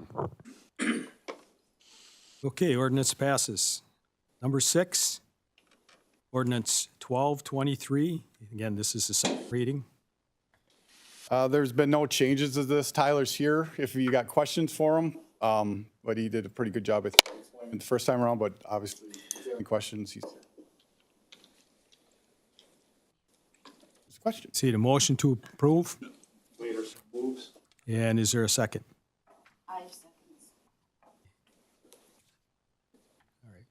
Any questions? Omar? Just need some clarity on, it's probably a technology process issue, but the part where they're in the county of Chippewa, but they're in the city of Eau Claire, they will be excluded or not included in this. I mean, I'm just imagining myself driving around on Highway T and suddenly needing an emergency and my phone is bouncing around towers and, you know, the person just needs help. Right. And I'm just trying to figure out, I'm an idiot, so just tell me how that one works, right? So at the regional airport, Eau Claire Event District, those areas, the calls are routed to us or City of Eau Claire, depending on, you know, what if we have an event going on, it'll come to us and so on and so forth. But that's kind of set, and the change over to Next Gen 911 is going to enhance that. I don't know if that answered your question, did it? But is it a tower issue or is it, I mean, I'm still just, I mean, I certainly have trust and faith that you guys are doing what you're doing. I'm just trying to make sure that I understand, you know, if I'm parked at 29 Pines, that suddenly I know who I'm ending up, and who's going to come save me. Yeah, it would be a tower thing that would route you through the 911 center. Okay. So, I know all roadways and naming conventions are tested in the 911 system before they're launched. We have 2 backups. So if, you know, one is launched and something's wrong with it, we immediately go to the backup. All changes are reviewed by the Emergency Communications Center Director and dispatch to ensure any, you know, confusion is weeded out as we go live with new systems. So. Okay, I mean, you know, I just wanted some clarity. Hopefully that answered it.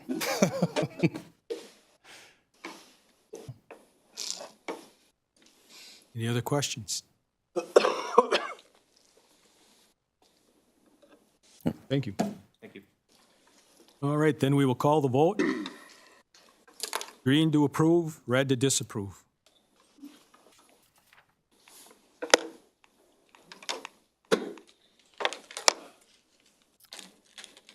20 yes, 0 no. Okay, ordinance passes. Okay, ordinance 124, and this will be a first reading, so there will not be a vote on this. I know nothing about chickens. So, do you want to read the ordinance? No. Doug, Doug gets to talk. you get to talk on this one, Doug? Gets to talk about chickens. So obviously, we've had a lot of requests over the last couple of years for backyard chickens. This ordinance will only be effective in the towns that have adopted the county zoning ordinance, which doesn't include like any cities or villages, or those towns that have not adopted the county ordinance. And then specifically, this would allow those chickens within that residential district. So when I go through an ordinance amendment, there is a specific process that I have to follow. And that includes working with the zone towns. So this has been vetted through the plan commissions and through the town boards of those particular towns, which at this time, there's 6 of them. So it's the town of Wheaton, the town of Halley, town of Lafayette, Anson, Eagle Point, and then Woodmore, which is up by Bloomer. So this will, one of the misconceptions is that we don't allow chickens at all, but we do in the agricultural district. This is just allowing them within those residential zoned areas, which are smaller in lot size. When I sent it out to the towns, I asked them, how many chickens you guys want to allow? And there was one that wanted 6, one that wanted 8, one that wanted 20, one that wanted us to do it based on the lot size.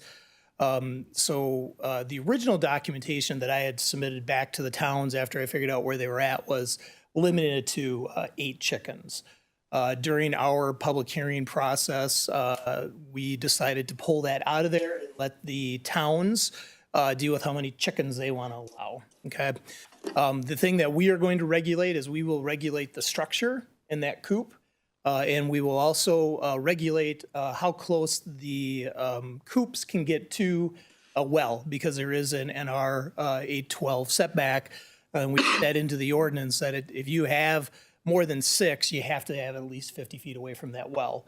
And remember, we're dealing with septic systems, we're dealing with well locations and house location and property lines. So this one kind of allows it to go through. We did not allow chickens in the residential districts in the past. This particular ordinance will now allow that. And then, like I said, the towns will figure out how they want to handle the licensing portion of it, if they even want to get involved in it. We'll just regulate the structure, and that's kind of what we do right now. So with that, what you see in front of you is kind of that process that started in July.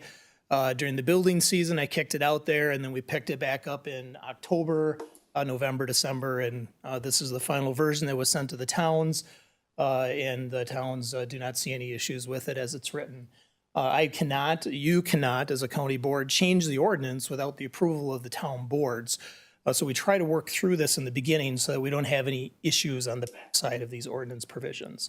Some counties may not do that, but I do it because I do not need controversy in my life. Is there any questions that you may have on the regulations? Yay or nay on roosters? I left it out because I'm going to let someone else deal with the roosters. Personally, I don't think we should discriminate. We should let them be out there. But apparently roosters have a bad name, and people don't like to listen to them. Yeah, roosters, same question, Okay. keeping away from roosters. Supervisor Ives. Just curious, because you're talking about towns, how does the city fit into it? Because I know there's chickens in the flats, and there's a lot of problems that I've heard like down in there, so why aren't we? So, how does that work? yeah, great question. Once again, the county zoning ordinance is only applicable in towns. So City of Chippewa Falls, City of Eau Claire, Village of Lake Haley, they would not adopt our ordinance. So they have their own jurisdictional zoning ordinance that they'll be dealing with. So this is only dealing with outside village and city limits. Okay, thank you. Any other questions? Okay, thank you. Thank you. We move to ordinance 224, Ethics Inquiry Board. First reading. This is a first reading. Yeah, do you want to read it or not? All right. Okay, Randy, go ahead. Good. All right, thank you. So normally in state statute, the administrator position would appoint these positions, and the administrator does for all other, that I know of, statutory bodies, committees or commissions. But for some reason in the statute, it allowed either the administrator or the county board chair to appoint this board. And really to stay consistent with what we're doing in Chippewa County and to not have a conflict or an awkward situation if the board chair would appoint somebody to this committee, and then unfortunately, the board chair would have to be investigated to eliminate that issue. That's why we're recommending the change. Questions?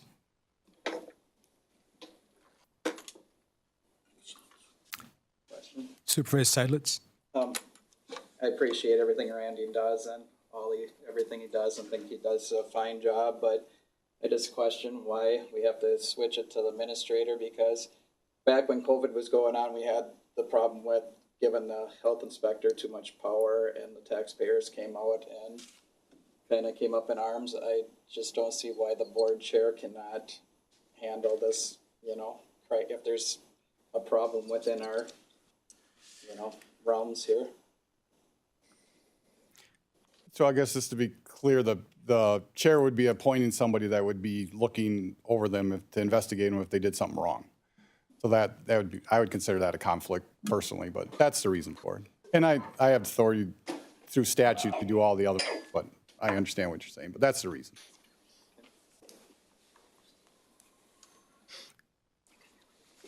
Oh, yeah, and all the recommendations come forward to the board for final approval too, like all my other ones. Yeah, just make sure that. Yep. And as the board chair who appointed the first ethics committee, it is, the same would be true for the administrator. It was an ethics thing against the administrator. So it's basically your choice. It's your authority to either have the board chair or the administrator, so. This is only for elected official, only for supervisors, I would never go in front of this committee. You guys dictate if I stay or go.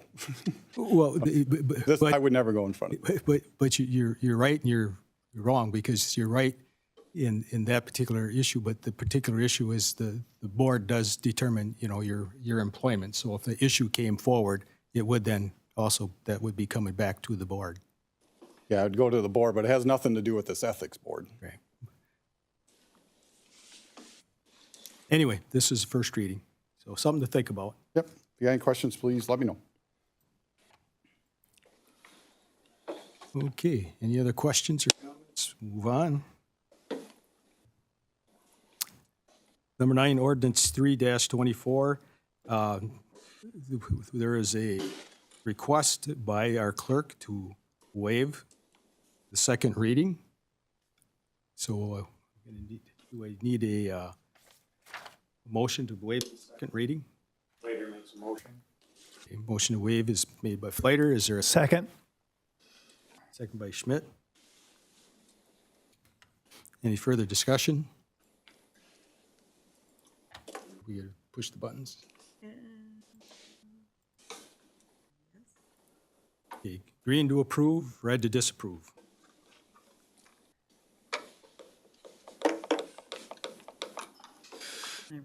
You could release. 19 yes, 1 no. Okay, we've waived the second reading, so then I would ask for the motion to approve ordinance 324 and have the clerk read it. Motion to approve. Motion by Jason and seconded by Supervisor Ives.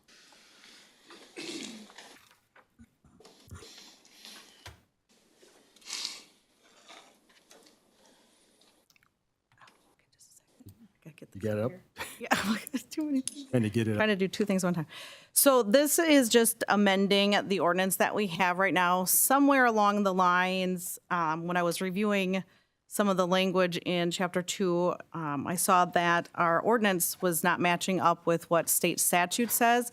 And the statute discusses that the appointment for the Board of Canvassers should be on the even years, and we had it in the odd years, so it's changing that. And then it was also just updating some language for payment for the Board of Canvassers, specifically looking at if there was a recount, and if there's a recount, especially like for a November election, the recount most likely will happen over what is considered a holiday in the state of Wisconsin called opening gun hunting. And then it could also go into Thanksgiving. Once you have only so many hours once the petition is filed to start the recount. And then once the recount is started, you can only adjourn for one 24-hour period. So then you may have to choose, do you let people go hunting or do you let them have Thanksgiving with their family? The way, I mean, it's a hard choice, I know. At our current, what we have in the current ordinance, how we would pay the Board of Canvassers is how we pay them now. So they would get $35 for a half day or $70 for a full day of work. Which when we do the regular Board of Canvass, 3-4 hours, that's fine. They are more than happy to do that. But if we're asking people to put in maybe a 10, 12-hour day, not go hunting or not see their family on Thanksgiving, that kind of hourly wage, if you break it down, is probably not really going to get a lot of excitement or have them show up to do that, and we need them. So this is just giving some flexibility that myself, along with, in consultation with the finance director and the administrator, that we could pay a decent wage to the Board of Canvass for a recount. I'll answer any questions. Any questions?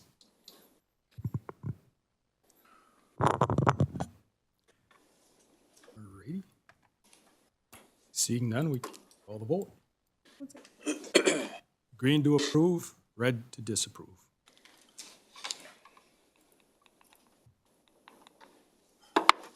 Whenever you're ready.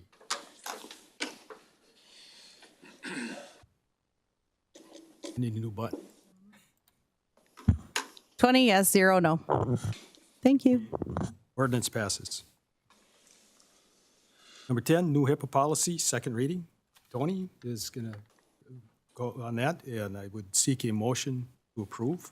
Supervisor Hunt, motion to approve. Okay. Hunt, second by Aye. Bomar. Okay. He was a little quicker. Any questions before you go to vote? You have an Question? update last time.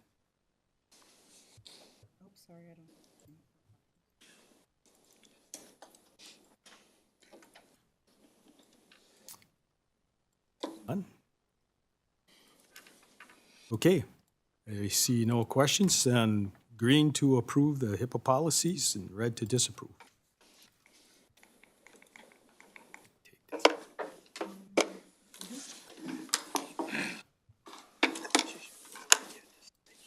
You're ready. 20 yes, 0 no. Okay, policies pass. Point of privilege, Mr. Chair. Yes, Can we take like a 5-minute comfort break? is just going to ask. How about a 5-minute break? I can be back here by 8 o'clock. Okay, and we need to do a motion. Okay. Stretch. Let's see. Oh, no, stretch. Better than I did.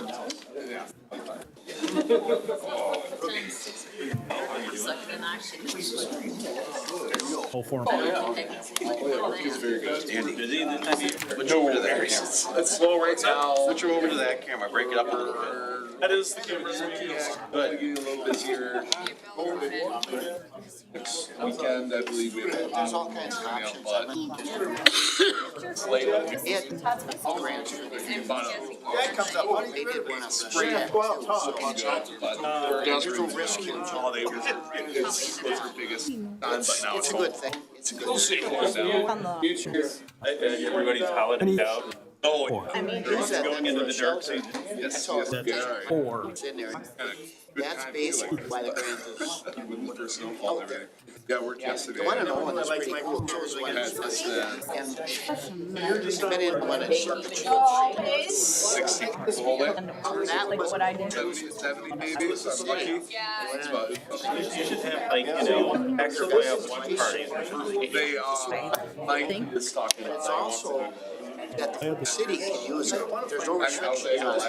That's what they have to do with the grant. I was able to steal one of the managers working that day. Manager was meant to work 11 and I was like, I went to one of the owners, I'm like, hey, how much can I steal you right now? And Mike got back to me, I was like, that's what I saw you say. Usually it was it started talking. Mike's all that's this damn thing. I can always get guaranteed because Mike will be like, don't go. Because he's a lot of times I die for Packer fan. You must be saying, right? Someone else gets experience, they can do it. How much do you use it for? It was a gift. It was my Christmas gift for my aunt. They have to show that basically that's it. It was no place. Worth it. Oh, so the whole field except for one corner, like starting probably like 10 yards, like 8 yards up, angle, end zone. But everyone on the catches, has to be, everyone just stood up all at once and looked over. Were there more Packer fans or than Lincoln fans? Good mix, definitely more Packer fans on. I would say 70-30, but you could definitely hear the Go Pack coaches. It was My last week was a Packer. They have the money. They have the money available. Just the way I understand it, they're moving a balance. But I know on the other three that I'm aware of. And it was Anyway, and they'll need to clarify that. I don't think He does good work. I am so glad I got here better. I feel more engaged, and I don't have to for people around because they're always side or something, and I can't.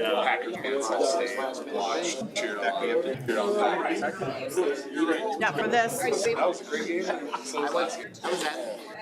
I have to come back for a Yeah, they go. or they take. That's what I'm saying. I mean, I'll have to. Just tell them they can't, just, they can't. I've only been Do something. Well, no, there might be action. Because I mean, I can plug. I mean, they'll just have time. Here's what windshield outside. I mean, I do. Freeze. Like I would now realize I really do the math out there because there's well, wait a minute here. Going. Last two spring elections. But if she's sharing her screen, you wouldn't be able to see them anyway. Four school districts. Oh, Lord. I know at least here I got a. I mean, as long, I mean, I can unplug and stuff, then just have to pull me back, I'm just gonna have to step back up. They could share this. Both. When we were leaving, Sharing the document.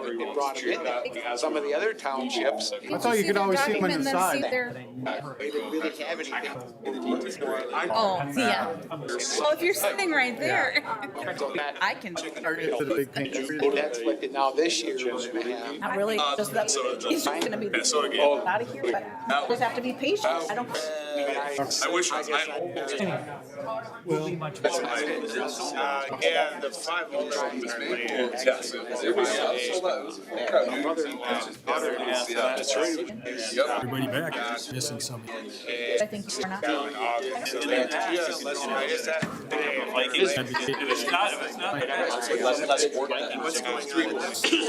It's a core issue. Yeah, they're just starting in 11. It's not good if. State o'clock. And that's part of it. But they're not. Hey, get Dave back. Have we missed anyone? Anyway, they're working. Oh, yeah. No matter how they're playing. Pete, here, oh, yeah. Oh, yeah. Doesn't matter if they're playing well or not. And I see his stuff is still there, so he must be here. The same thing, want the same information there. I don't No, I have not been to a professional football game. When you come to this, you have all this stuff, all the information. Yes, my first question. Tickets are not. Hey, Time of day. The food in the chair. He didn't say he was doing poorly. I haven't. couple minutes, maybe grand. When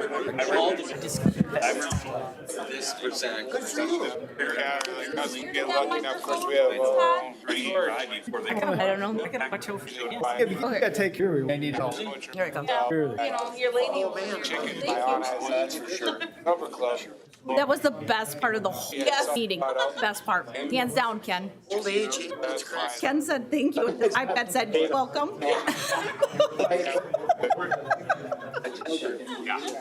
I never knew I liked Microsoft as well as I like it. So I got this. It's supposed to be big outside. Okay, Christ, I can't even. So that's. I think so. as they say, let's get her done. Let's get her done. Okay, we will be moving on to business item number 11, closed session. A reader. Yeah, Dean Mule. County Board of Supervisors will convene in closed session pursuant to Wisconsin State Statutes, Section 19.85, Sub 1, Sub F, considering financial, medical, social, or personal histories or disciplinary data of specific persons, preliminary consideration of specific personnel problems, or the investigation of charges against specific persons, which, if discussed in public, would be likely to have a substantial adverse effect upon the reputation of any person referred to in such histories or data or involved in such problems or investigations. Regarding progress, information involving county investigations of workplace concerns raised by a specific county employee pursuant to Chapter 7, Section 69 of the Chippewa County Human Resources Policy Manual, and concerns of the conduct of a specific county official, and provide further direction for administration. Closed session to include County Board Supervisors, Randy Scholes, Todd Pauls, Tony Holfelder, any legal counsel from Von Briesen and Roper SC. Okay, motion's been made by, I'll second the motion. and seconded by Hall, okay.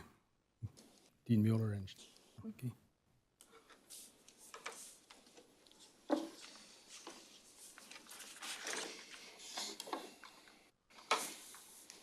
Okay. Cool. Discussion, and then if there's none, we will call the vote. And seeing none, we will call, oh, excuse me, go ahead. Takes a while to hit the button.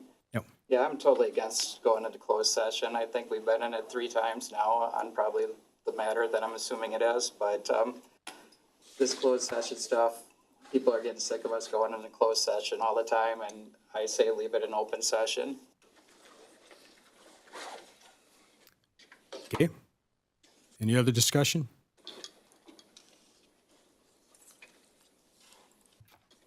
Hearing none, then we will call the vote. Green to go into close, red to not.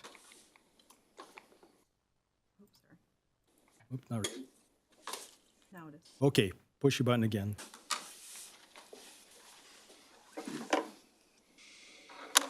Vote.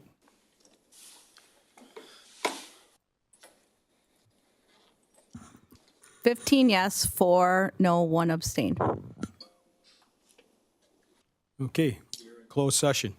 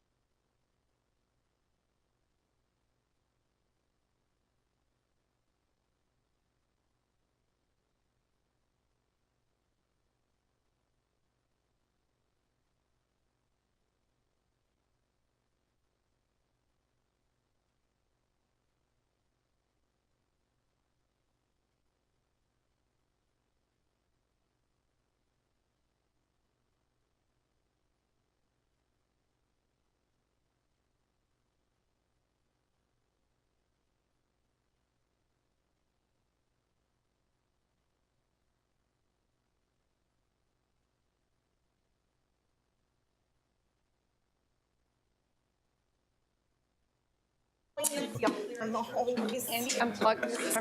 Let's go. I'll wait. So I think you should be able to plug up yours without issue. I need it.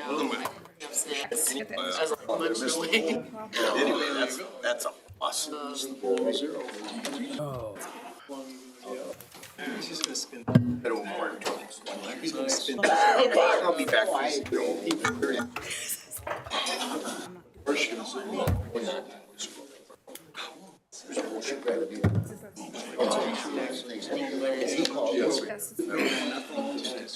don't know that mine is. I got it. I inherited it from the last. Maybe.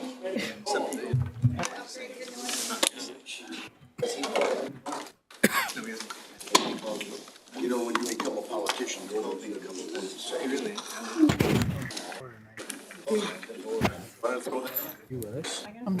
I don't know. We're talking about Labor. He was trying to.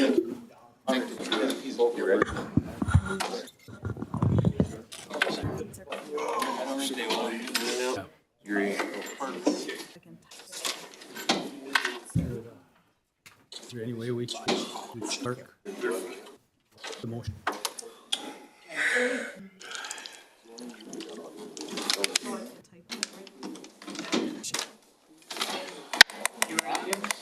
Yep. At 8 o'clock class. You could. I just sent. They probably left. I'm just gonna be nice about all of this. Already you forgot. After this week. Yeah. I'm just happy I figured out the keyboard. That's the most productive thing I did all day. That's the first thing you think about. Just do that. Now then, I'm not recharging this last. Thanks for not telling me that. What's that? Thanks for not telling me that this is how the keyboards work. I thought they charged you the iPad. It hasn't worked for 6 months. Are you serious? I've been doing this. To be fair, I've been doing the same thing. I was just like, I'm just too lazy to do that. No, I'm a typical guy. Yeah, well, I don't know. That's how You know what happened? I left my iPad sitting in my room like this on for like a week straight, right, to think about it. And so That's the case that That's Galen and Family Restaurant. I know, I saw it, you. that's same people. You know, there's no ordinance. Not good at operating. That one is. I just shut mine down. Oh, I'm on this. Yeah, you're right. Not on that screen. IT against quick. One computer. There. Yeah, you the one I got. No, I'm good. Cup of coffee. And it's, yeah, it's good. So we have to all vote on this. You know, it's always friendly. I guess, yeah. You're not putting it. Yeah. It's interesting. No, yeah, it's, yeah. I just didn't, Right here. 2 nights. Yep. Spilled water on it. wondering. Tried it. Technology. Come, No. yeah. It's not good. I had I'm our secretary for church council. I had all like 4 years, 15 minutes on there, and I never backed them up. I'm talking so they can use. Stuart Schwarzy. And my term is up next week, and I'm like, okay, turn the notes over. I'm like, well, this will be easy. There are none. We'll be able to use the buttons to vote on this. It will come up on. Okay. East, West, East Dream. Thank you.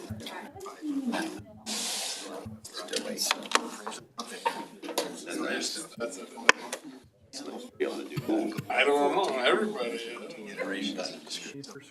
Do you want projector one back? I don't, I mean, I've never heard there needs to be, but it doesn't matter. If someone else will present up there, it's fine to put it there. Waitresses were. I know, you wonder what you do if you want all that.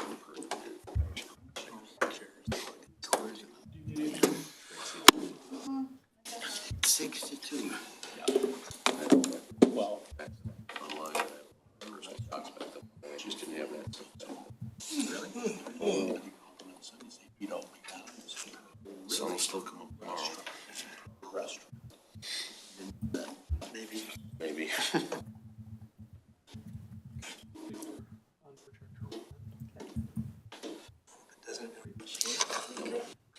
Screws, they peak. Well, I think Culver's has to be given, well, they're not near us, but they per restaurant. Culver's has got to be getting.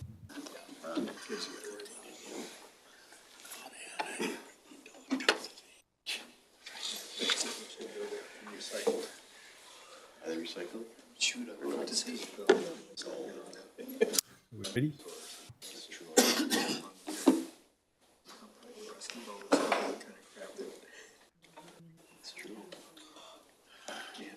Already, that's what we discussed.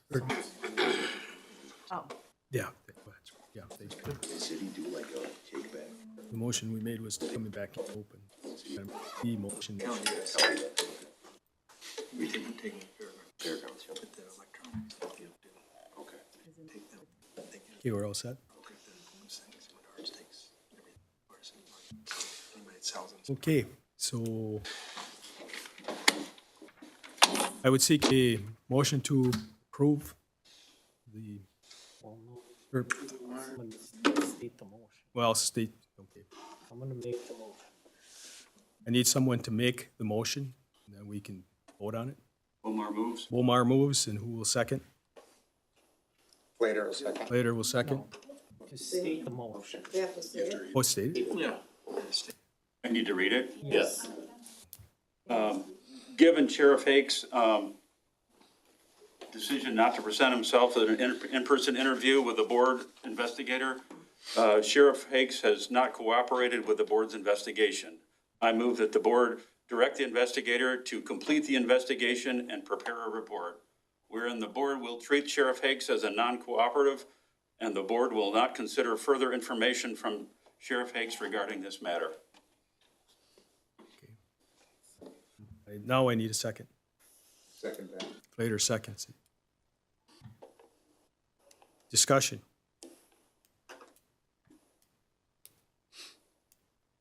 Okay, seeing none, then vote green to approve, red to disapprove. As soon as she gets it up.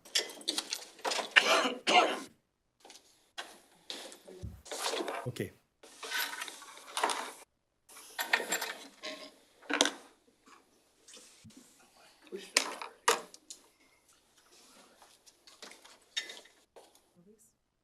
Release.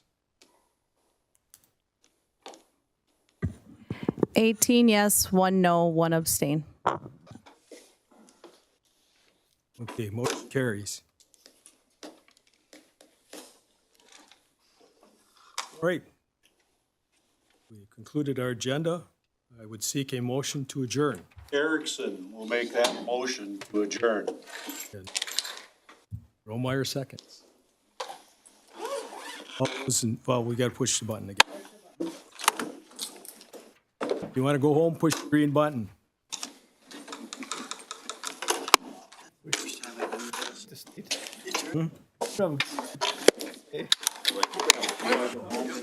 20 yes. 20 yes. I've been to a quick trip this. It's the only place I can stop and get food right now.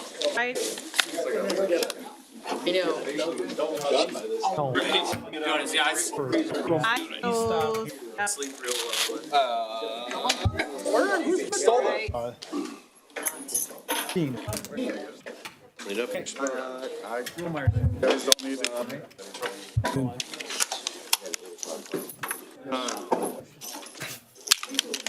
Good one. Sorry. Jim Slater did it. What's that? Is your place sell? Romeyer made the motion. Or not Romeyer, Omar. 20 at the last one. I suppose, No, the ones that stay up here a stay. little bit nervous. I'll put them back then. Thanks for trying. But it's old, so I'm out. I know.